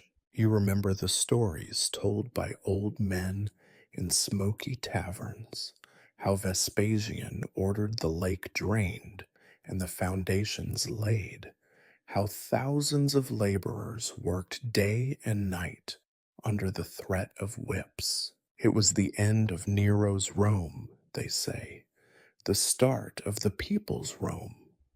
A clever piece of propaganda, you think, though no one alive today remembers the change. The truth is that every empire rewrites its history, and every stone in the Colosseum is both a monument and a lie. Your gaze drifts across the arena, up to the battered marble of the first tier, and then higher, to the tangled ropes and canvas of the velarium. You watch the sailors, men borrowed from the imperial fleet, working in the dizzying heights, pulling at lines, adjusting the vast awning that shields part of the crowd from the sun. The canvas snaps and billows, painting shifting patterns of light and shadow across the seats. Sometimes the system fails, and a gust tears a hole through the fabric. The crowd laughs, curses, or cheers, depending on whether they gain or lose a patch of shade. It is a reminder that even here, at the center of Roman power, nature can never be fully controlled. The sharp-faced woman beside you mutters, "There used to be water here before any of this." Her words are quiet, almost reverent, as if she is remembering something she herself never saw. Sometimes I wonder if the ghosts remember it, if they miss the lake. You are not sure if she is joking. In Rome, superstition clings to everything, and there are many who claim that the Colosseum is haunted by gladiators who died badly, by condemned criminals, by the souls of animals who never understood the rules of the games. You find yourself staring at the lower levels of the arena, at the entrances from which men and beasts will soon emerge. Somewhere below, hidden by the sand and stone, are the hypogeum, the labyrinth of tunnels, cages, and cells where fighters wait in the dark. You imagine the fear, the prayers, the last desperate hopes that echo through those underground halls.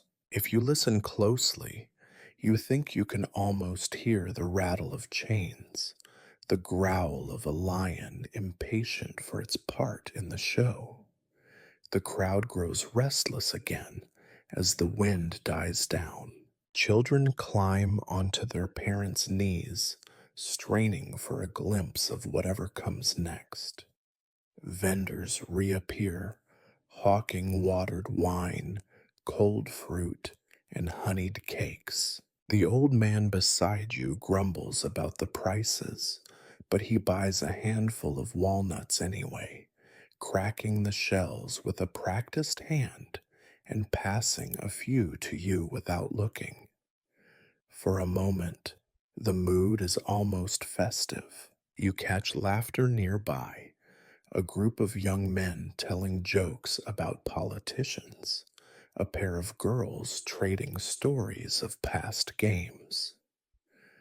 The Colosseum, for all its grim purpose, is also a place of meeting, of community. You are surrounded by strangers, yet for today, you all share something more intimate than friendship. The knowledge that you are witnessing Rome at its rawest and most unguarded. You remember how, during certain festivals, the arena is transformed, not just a place for death, but for displays of engineering and wealth. There are stories, some true, some myth, of the days when the arena was flooded, ships sailed in, and mock naval battles raged to the delight of the crowd. Naumachia, the word rolls in your mind. It is said that on the opening days, whole fleets fought beneath these very seats, though you have never met anyone who saw it with their own eyes. It is another layer of legend, built atop the bones and the blood. The trumpet sounds again, drawing you back to the present. The sand below seems to shimmer, half memory, half reality. The next event is about to begin, and the crowd leans forward as one, pulled by the same tide of anticipation that has carried generations before you. You take a deep breath, catching the scent of wet stone and ancient sweat, and wonder what this place will be 100 years from now, still filled with screams, or finally, mercifully, silent. But for now, the wind through the arches, the fading memory of water, and the pulse of 50,000 hearts promise that the Colosseum story is far from over. You lean forward on the hard stone bench, watching as the gladiators prepare behind the iron grates and shaded archways. To most of the crowd, they are simply combatants, entertainers, objects of admiration or scorn, figures to wager upon and forget as quickly as a lost coin. But from this vantage, with the angle of the sun shifting and the day lengthening, you find yourself wondering about the lives behind the armor.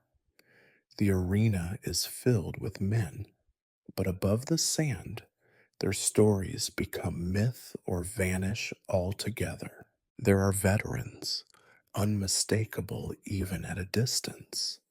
Their movements are practiced, economical, shoulder plates fastened with silent ritual, swords tested with a gentle flex, helmets donned with a moment of private reflection. You spot one, his skin laced with scars, each mark a silent biography.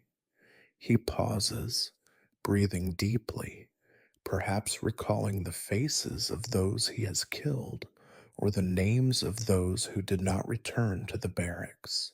To the crowd, he is a favorite, the hero, the survivor, a living legend. For him, the day is simply another battle, one more step on a narrow path that leads, with luck, to a wooden sword and freedom, or else to the sand, indistinguishable from those who fell before him.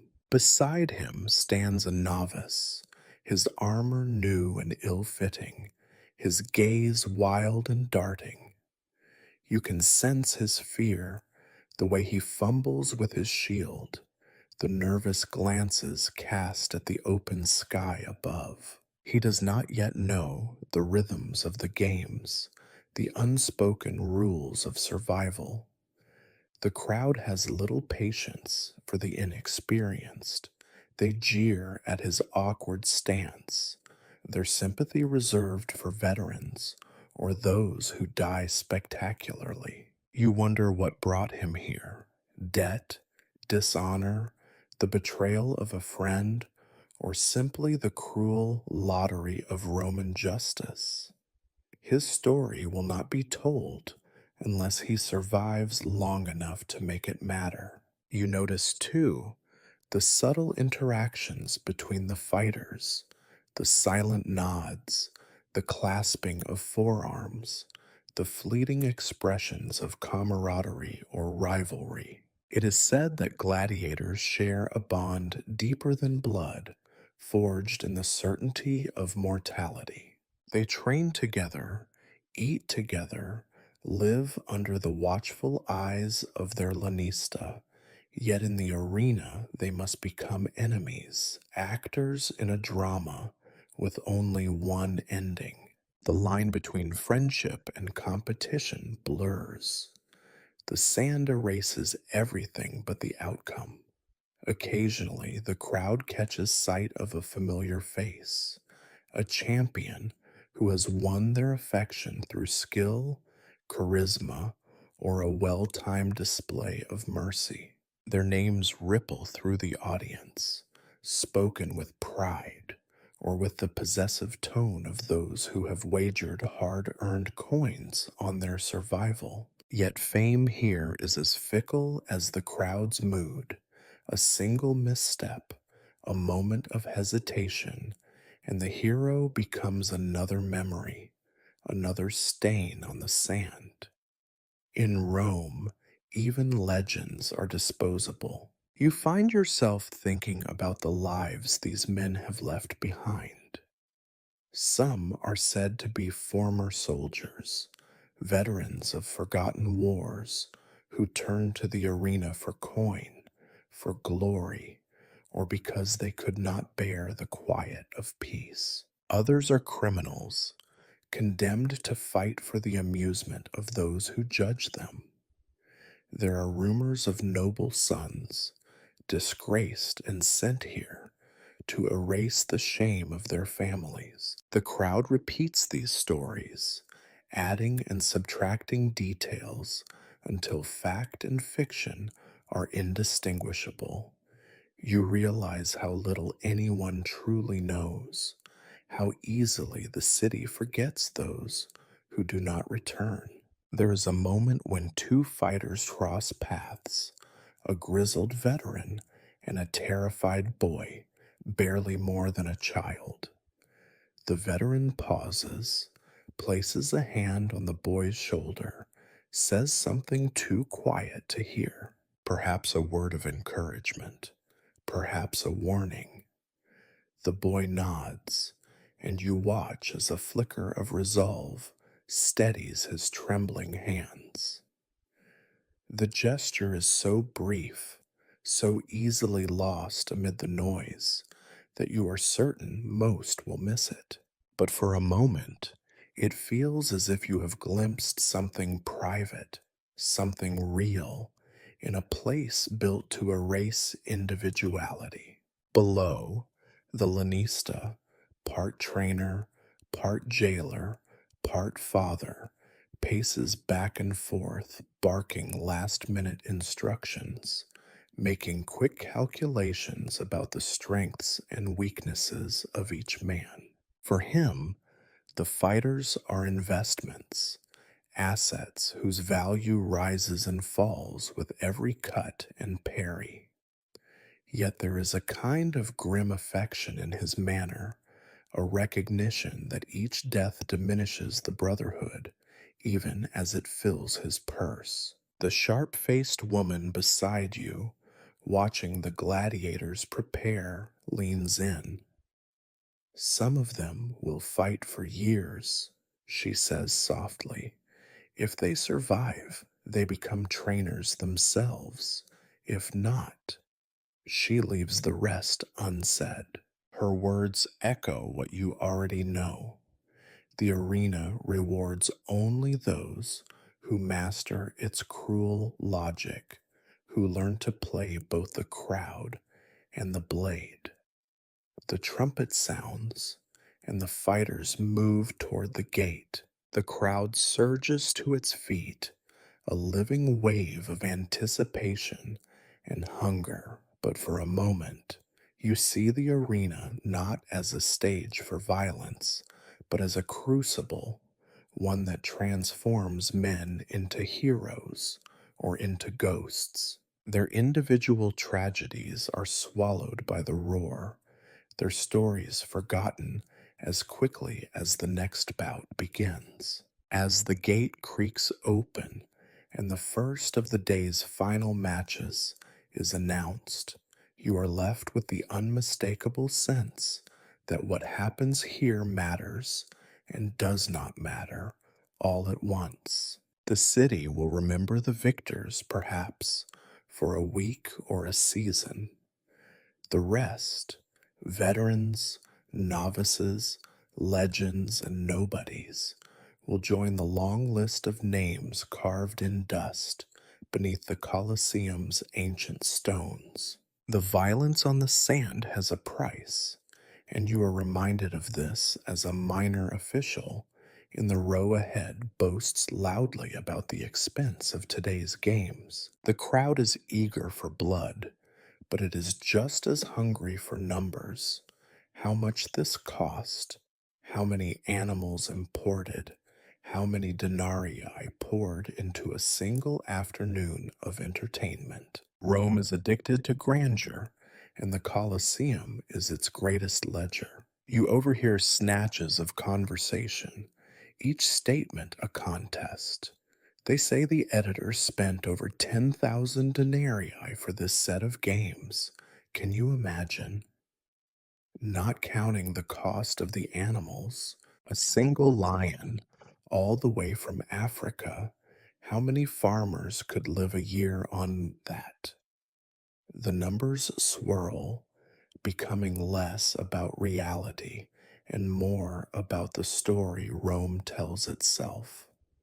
That the city is so wealthy it can afford to throw fortunes away for a few hours of spectacle. The senators in their privileged seats appear nonchalant, but even they exchange sly glances, calculating the value of what they see.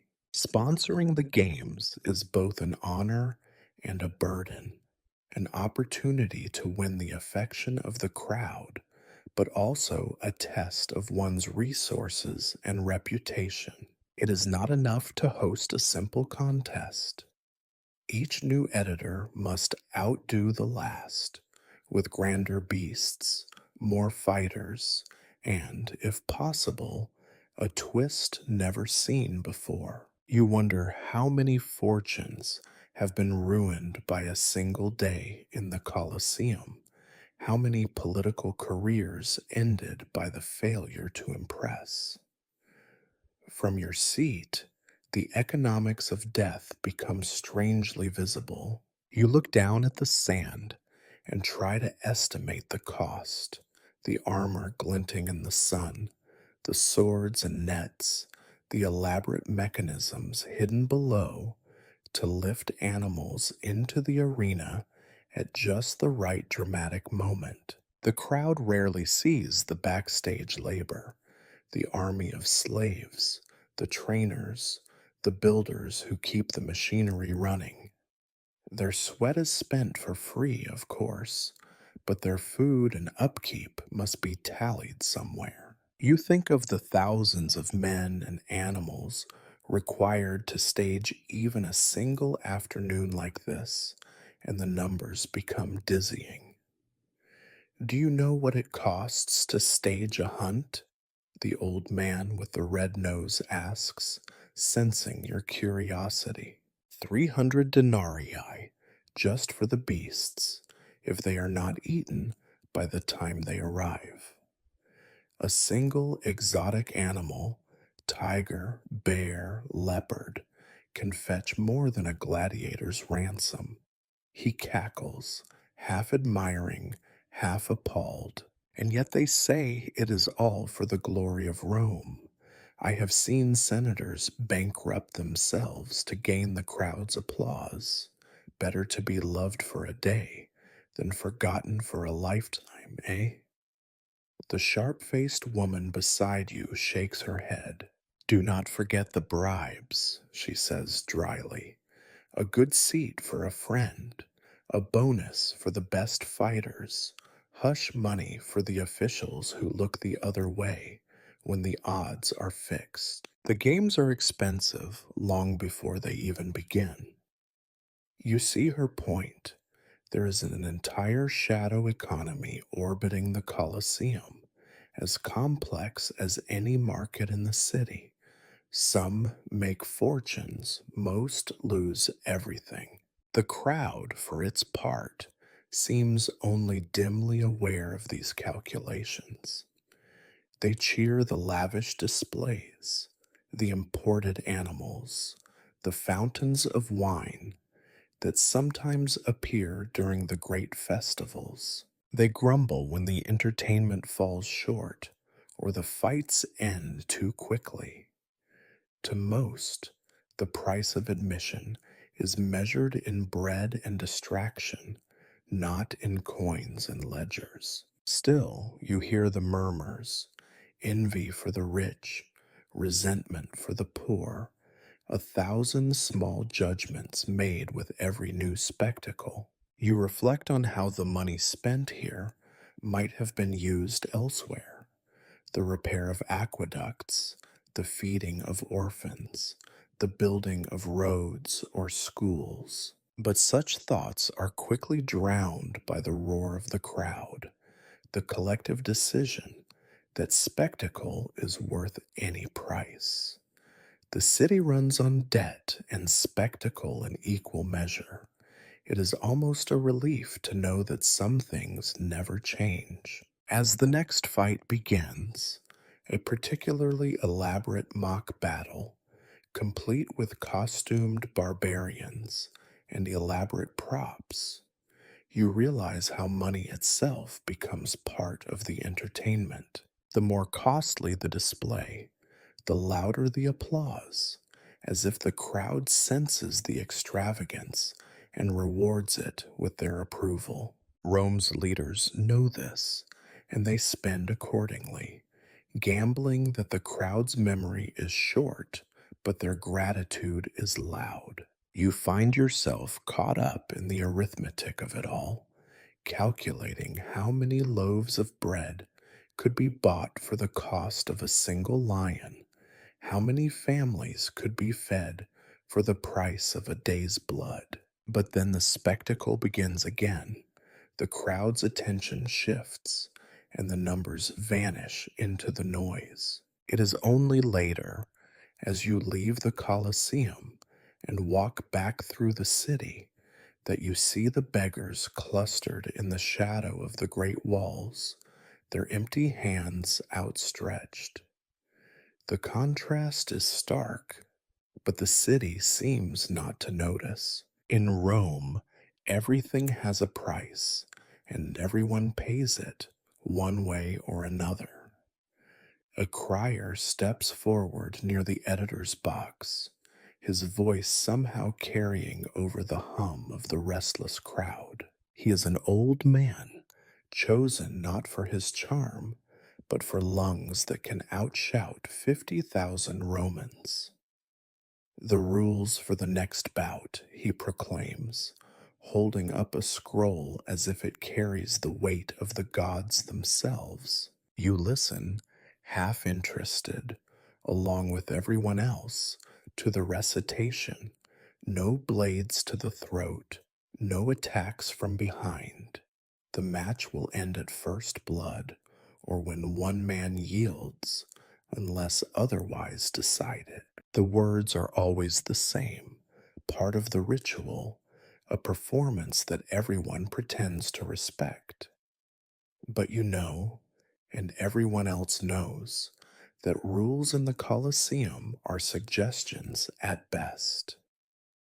Once the gates close and the sand flies, order dissolves. The editor may call for mercy, the officials may frown on underhanded tricks, but the crowd comes for chaos, not for order. In theory, the games are regulated, each weapon is checked, each fighter assigned a fair opponent, every injury tended. In practice, there are too many loopholes, too many bribes slipped beneath tables, too much pride and desperation. Today's bout is supposed to be a demonstration of skill, a mock battle, the crier insists, with wooden swords and dulled edges. The crowd groans, some boo, others laugh. You catch a few wagers flying through the air regardless. No Roman can resist betting, even on a farce. The sharp faced woman beside you sighs. Rules mean nothing if no one remembers them by the end. She is right, of course. Even the strictest regulations cannot contain the collective will of 50,000 spectators demanding blood, or at least a good show. The match begins. Two young fighters circle, awkward in their protective gear. They jab, parry, stumble, exchanging blows that echo with the dull thud of wood on shield. The referee, easily the least popular man in the arena, waves his arms, shouting warnings, trying to keep things civil. It is a lost cause. Within moments, the combatants are swinging wildly, ignoring every instruction in their eagerness to impress. The crowd eggs them on, inventing their own rules. No retreat, no mercy to the last man standing. You reflect that the real rules of the Colosseum are unspoken. Fight bravely, or at least die with style. Give the crowd something to remember. Never let fear show on your face, even when you are outmatched. Those who honor these laws win respect, sometimes even a chance at freedom. Those who forget are soon forgotten, swept off the sand and into oblivion. Sometimes rules are bent for the sake of spectacle. You recall a famous match where a retiarius, supposed to fight only with net and trident, was secretly handed a dagger by a sympathetic official. He made quick work of his opponent, earning both applause and suspicion. The story is retold in every tavern, each time a little more outrageous. In the end, it is not law, but luck that determines who walks out of the arena, and the only real rule is to survive. Other days, rules are broken simply because chaos is more exciting than order. You watch as today's bout degenerates, the referee finally giving up, letting the fighters hammer away at each other until one collapses, panting and bruised. The crowd cheers, satisfied not by the display of skill, but by the spectacle of exhaustion and unpredictability. The editor waves a hand, pretending to restore order, but no one really believes him. You are struck by how easily the rules fade into the background. There are always new edicts, new reforms, sometimes from the Senate, sometimes from an emperor eager to appear merciful. No fights to the death, they decree, or no more wild beasts for criminals. The crowd listens politely, then demands exactly what it has always demanded. Rome is a city of laws, but also of loopholes, and the Colosseum is the greatest loophole of all. Even the fighters know the truth. You watch as they help each other up, exchanging a wry nod. They understand that today's enemy may be tomorrow's ally, that today's victory may cost them dearly in the next round. They play their parts, knowing the rules matter only until they do not. The sharp faced woman sums it up. The Colosseum is a place where chaos is made beautiful and order is just a rumor. You laugh, not because it is funny, but because it is true. You realize that this is the heart of Roman entertainment, a dance between what should be and what is, a city pretending to be civilized, even as it cheers for the rawest instincts. As the next bout is announced, a surprise event with little explanation, the crier returns, scroll in hand, face red with exertion. He reads out a new set of rules, even longer than the last. The crowd listens for a few seconds, then drowns him out with laughter and shouts. The arena gates open, and whatever was written on the scroll is already forgotten. You settle back on your stone bench, watching the sand swirl beneath the feet of the next fighters. You realize that here, in the heart of the Colosseum, rules are part of the show, necessary, but never decisive. The only certainty is uncertainty, and the only law is that the games must go on.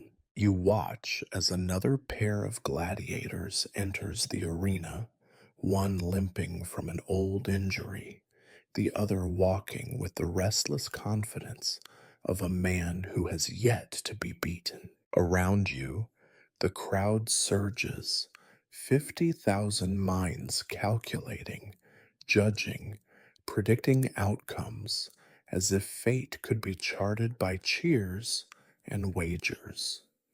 But you know better. If there is a science to survival here, it is hidden in a labyrinth of luck, skill, and the shifting moods of the city.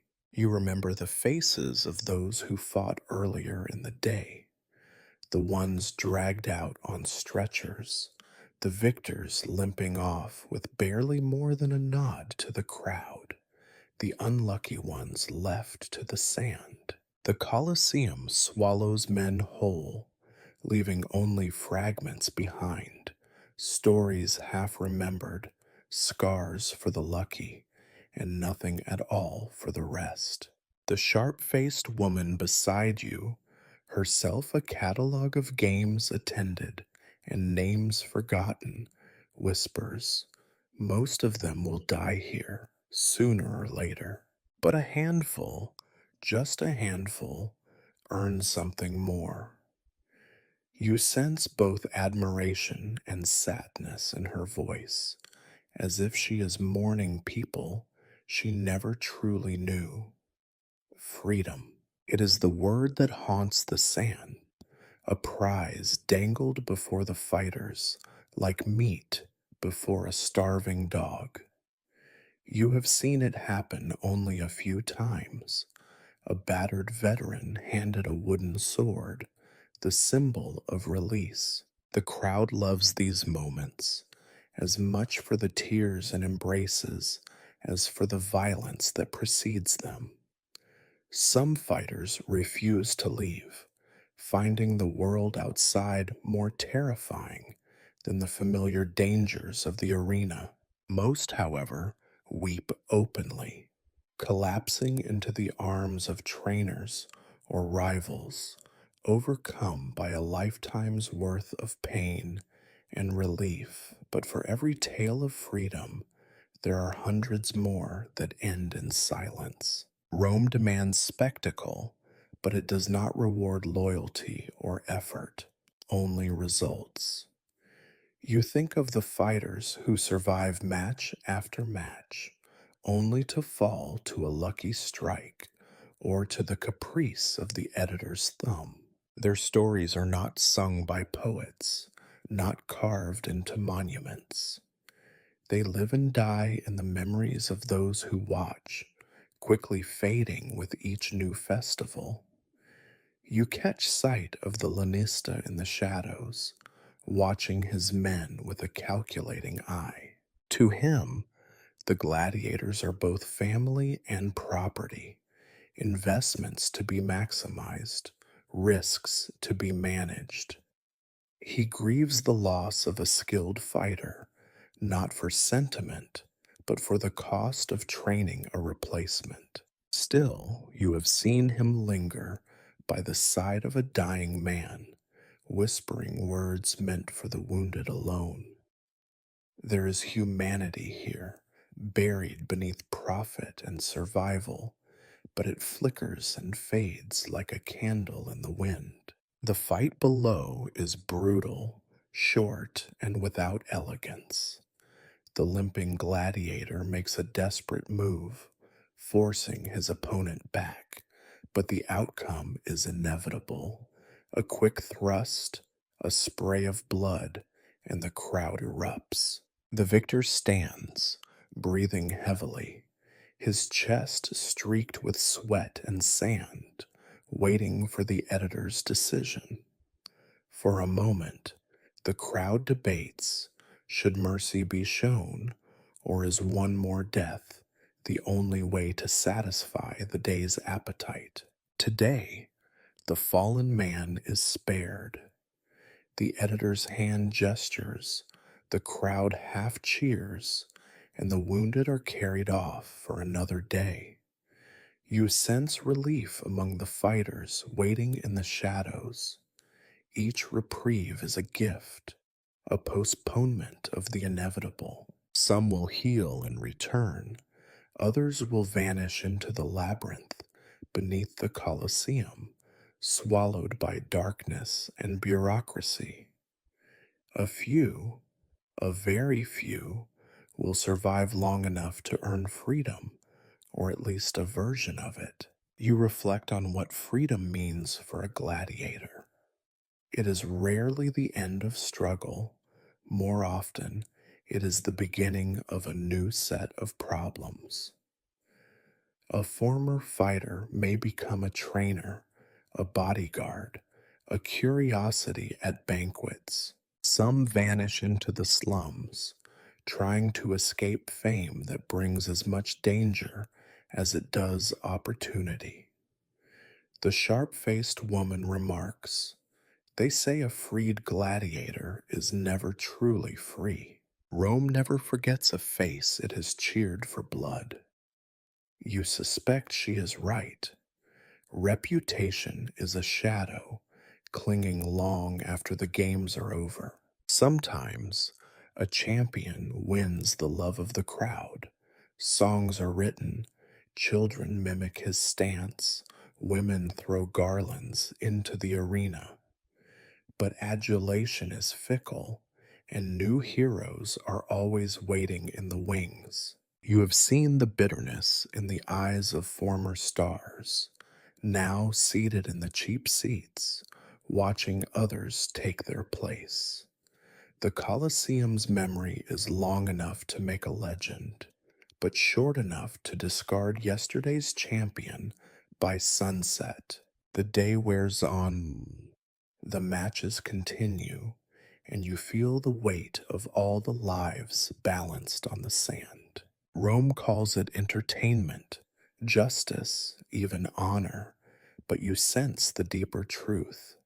For most, the arena is a machine of forgetting, churning men into stories, stories into dust. Each survivor carries away something less visible than wounds, a lingering sense that fate is arbitrary, that freedom is conditional, that every moment is earned at the expense of someone else's tragedy. As the final bout of the afternoon is announced, you glance at the faces around you. Some are elated, some weary, all changed by what they have witnessed. The Colosseum is an engine of transformation, but its cost is measured not just in blood, but in the quiet, persistent erosion of hope. The crowd rises, the sun slants lower, and somewhere in the shadows, another fighter dares to imagine he might, against all odds, outlive the legend of the sand. You find yourself drifting, your senses dulled by the repetition of violence and the weight of midday heat. The arena is still a storm of noise and movement, but it no longer surprises you. It feels almost like a banquet, one you have attended too many times. All around, the rituals of Roman pleasure continue, old as the city itself and just as inexhaustible. A neighbor pours himself another cup of sour wine.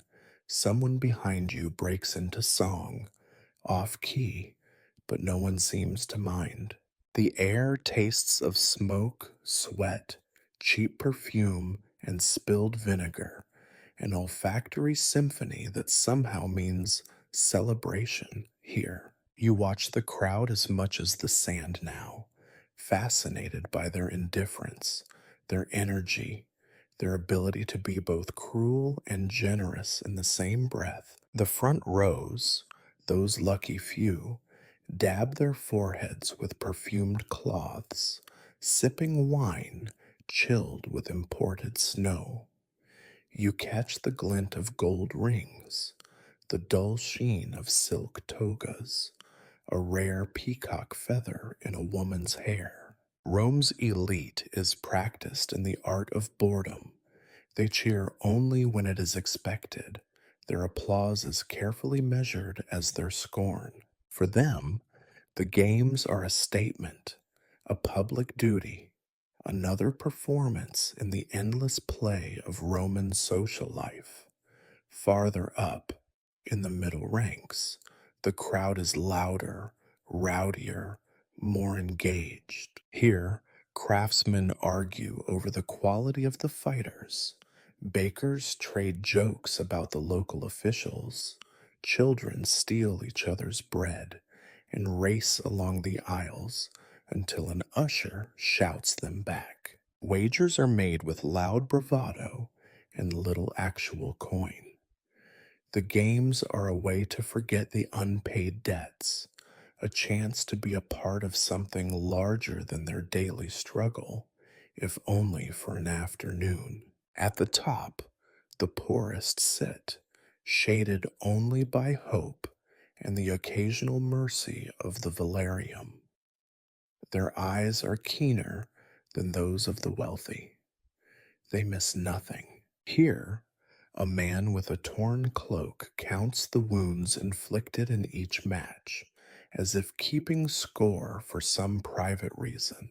Nearby, a girl shares a crust of bread with her younger brother, both too thin, both watching the spectacle with a seriousness that makes you shiver. For them, perhaps, the violence below is less a story than a fact of life.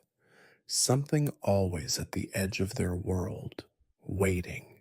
The vendors return in force, shouting their wares: dates, figs, cheese, oily sausages, cups of vinegar wine, trays of olives so salty you wince as you bite them. The sharp faced woman buys a handful of walnuts and cracks them open with surprising strength, sharing the meat with those nearby. You take one, grateful for the gesture, surprised by how communal the crowd can be, even as it cries for blood. It occurs to you, not for the first time, that Rome is a city built on contradiction.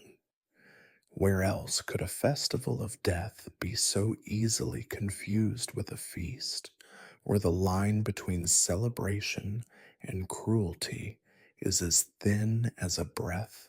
There is too much of everything: too much wine, too much sun, too much shouting, too much spectacle. The crowd is drunk on it, delirious and giddy, forgetting the real world outside the stone walls. You notice, too, the subtle hierarchies that play out within the crowd. The wealthy might share a joke with a baker, but never with a slave. Children are allowed their games, so long as they do not disrupt the view. The poor pass their food in silence, hoping to avoid the attention of officials looking for a reason to clear the upper rows. Everyone is both part of the whole and painfully aware of their place within it. Below, the arena is being prepared for one last act, a mock naval skirmish, if the rumors are to be believed, or perhaps a parade of exotic animals. The anticipation is electric, cutting through the fatigue of the day. You watch as crews hurry to rearrange the sand, rolling out heavy props, adjusting the hidden mechanisms that will produce whatever surprise has been planned for the finale. The crowd buzzes, eager for novelty, for a spectacle that might be remembered after so many indistinguishable bouts. You find yourself thinking about the city beyond these walls. Even now, life goes on.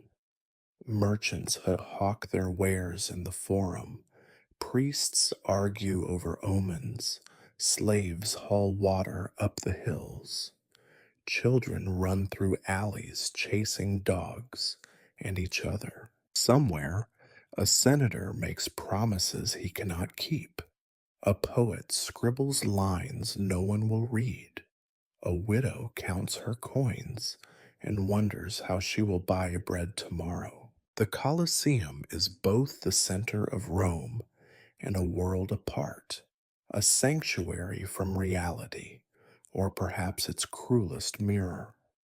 For all its excess, the city is exhausted by pleasure. You see it in the slumped shoulders of the vendors, the glazed eyes of those who have had too much wine, the way even the most enthusiastic fans can barely muster a cheer for the next event. The sun begins to lower, shadows lengthening across the seats, painting the faces around you with an oddly funereal cast.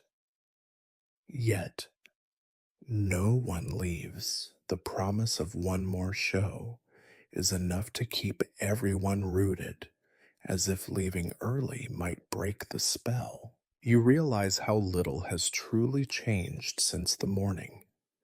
The violence, the laughter, the food, the games, each moment blends into the next, a seamless tapestry of appetite and distraction. You wonder if this is the real Roman legacy, not the marble and the laws, but the ability to celebrate on the edge of despair, to feast at the foot of the scaffold, to cheer the spectacle even when you know you are next in line. The sharp faced woman hands you another walnut, smiling as if she knows your thoughts. This is Rome, she says simply. Eat, drink, watch. Tomorrow we all go back to work. You nod, understanding at last the true meaning of the games, not just a distraction, but a way of living. Too much, too loud, too fast, and always, always hungry for more. The final act approaches, and you sense a collective tightening, a drawing in of every person's focus toward the sand. The sun is low now, painting the walls of the Colosseum with long shadows, making the blood on the arena floor seem blacker, deeper, more permanent. The crowd leans forward, hungry and silent for a moment, the way a predator watches before pouncing. You catch yourself doing it too, forgetting, briefly, that you are one of thousands swept up in a single anticipation. The gates creak open, and the last fighters enter. No heroes now, no fresh faced novices, only those who have survived the day, limping, sweating, bearing wounds both fresh and faded. They are a collection of battered bodies and haunted eyes, men who have already measured out too much of their lives in minutes of violence.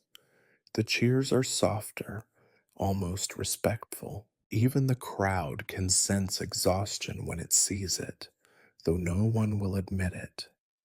The air is thick with the smell of blood, sweat, crushed herbs, and something else. Fear, maybe, or the residue of too many tragedies repeated too often. The noise builds again, first in ripples, then in great rolling waves. This is the crescendo, the moment all the small stories and petty wagers and childish games have led to. The fighters circle each other with the wariness of wolves, every movement watched by 50,000 eyes. The sharp faced woman grips the edge of her seat. The old man with the red nose mutters a prayer. A child somewhere behind you starts to cry. The first blow lands with a sound you feel in your chest more than hear, a wet, heavy thud, followed by a spray of sand. The fighters do not hesitate. Mercy is a luxury for the earlier matches. Now, it is about endurance, about outlasting not just your opponent, but the day itself. Blades flash in the low sun, blood arcs through the air, staining the sand. The fighters, sometimes even the first rows of spectators. The front seats gasp and laugh, recoiling and then leaning forward again. It is a ritual as old as Rome. Flinch, then watch closer. You notice how the crowd becomes a single animal, its emotions flickering across 50,000 faces and then melting into one collective urge. At times, the cheers are savage, almost inhuman. At others, they are oddly gentle, as when a wounded fighter is spared and helped up by his rival. But these moments are rare, and tonight the hunger for spectacle outweighs any sentiment. The editor is merciless, knowing that the city expects a grand finale. The imperial box is silent, unmoved, watching with the serene detachment of power that has already decided the outcome. The bodies pile up, sometimes slowly, sometimes all at once. You count 3 men lying in the sand, unmoving, as another staggers toward the edge, clutching his stomach. The medics hover, allowed onto the sand only when signaled, like crows waiting for the field to empty. Even the animals seem subdued. The lions and leopards, kept for the morning's hunts, are gone, replaced by the scent of iron and loss. You look down and realize that, despite the horror, you are captivated. The spectacle works its magic, as it always does. It makes you forget time, hunger, even your own small worries. For a moment, you understand why the games endure, why people will spend fortunes, why mothers will bring their children, why even the poor will skip meals for a seat in the highest row. There is something here that speaks to the deepest, least civilized part of the soul, something that Rome has never tried to hide. Around you, the commentary is relentless. The old man lists the names of fighters, recounting old victories as if trying to impose order on chaos. The sharp faced woman says nothing, but you see her knuckles white against the stone, her jaw clenched. Others cry out for more blood, more spectacle, more of the dark satisfaction that comes only when danger is real and the ending uncertain. A group of boys, faces smudged with dust and excitement, cheer every strike, unbothered by the pain they are too young to imagine. The violence intensifies.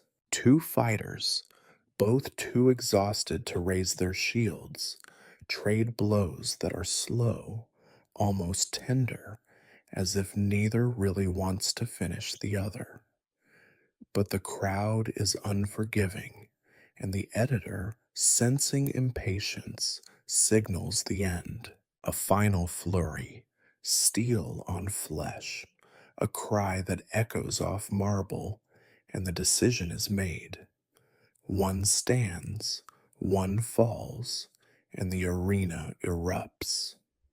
The survivor stumbles to the center, raising his weapon in a gesture that is less triumph than survival. The defeated is carried away, another story ending not with a song, but with silence. You feel a strange emptiness in the aftermath. The crowd's roar fades quickly, replaced by murmurs, gossip, and the scraping of sandals as people begin to gather their belongings. The vendors pack up what little is left. The officials make their final notes, and the slaves reappear, ready to rake the sand and clear the blood for tomorrow's spectacle. The day's violence has been spent, and the city, sated, prepares to move on. And yet, as everyone here knows, that the memory will linger. Tonight, the city will feast, drink, and tell stories of what was seen. Tomorrow, the stains will be freshened with new sand, the fighters will be replaced, and the same rituals will begin again. The Colosseum endures, not because it is beautiful or just, but because it offers something nothing else in Rome can provide, a glimpse, however brief, of the wildness that lies beneath the marble and law. You stand, knees stiff, heart heavy, and look back one last time at the arena floor. The sun is almost gone, the shadows long, the day finished. You are not sure whether you feel horror, relief, or a strange longing for more. This is Rome, a city that never weeps, never hesitates, never apologizes, always hungry, always waiting for the next spectacle, the next story, the next fall of the blade. You rise slowly, the stone bench having imprinted its memory onto your skin, your body stiff, your mind swimming in fatigue. The arena below is quiet now, if anything in Rome is ever truly quiet, save for the distant calls of slaves raking the sand, the shuffling of medics, the low murmur of officials counting heads and tallying costs. The last of the crowd surges toward the exits, a river of humanity eager to flow back into the city and wash away the taste of blood and dust with wine and bread. Your feet carry you with the tide, up the ancient stairways, through the narrow vomitoria, under archways etched with centuries of names, Marius, Lucilla, Gaius, and dozens more, all desperate to be remembered. The walls are cool to the touch, their stone older than any man here, indifferent to the thousands of hands that have passed this way, hands of senators and slaves, victors and victims, mothers carrying children, widows clutching coins. Outside, the air feels fresher, or maybe it is only your imagination. Rome sprawls before you, alive with the shouts of street vendors, the clatter of carts, the lazy barking of half-wild dogs. The Colosseum looms behind, its arches glowing gold in the last light, as if it too is watching you leave and wondering how soon you will return. You tell yourself, not for the first time, that you could skip the next games, stay away for a month, maybe a year. But the city knows better, and so do you. The sharp faced woman slips away into the crowd, lost without a farewell. The old man with the red nose pauses to stretch, then ambles off in search of more wine, or maybe just the comfort of another story told in another tavern. Strangers brush past you, their faces flushed with excitement or disappointment or simply relief to be outside once more. You realize you have not spoken in hours and that the noise of the Colosseum still echoes in your ears, a faint roar, a memory you cannot shake. You think about the faces you saw today, the victors and the vanquished, the hopeful and the hopeless, the indifferent and the feverish. You remember the flash of the editor's hand, the crowd's endless demands, the split-second choices that spelled out life or death. You try to make sense of it, to find some lesson or meaning amid the spectacle, but there is only exhaustion, a bone-deep tiredness, a hollowness where excitement once lived. As you walk, you hear the city buzzing with the retelling of what happened inside the walls. Already the stories are changing. A fight becomes a legend, a death becomes a martyrdom, a gesture of mercy is remembered as divine intervention. You see children mimicking swordplay in the dust, their mothers warning them to be careful even as they watch, with something like pride. The spectacle never really ends.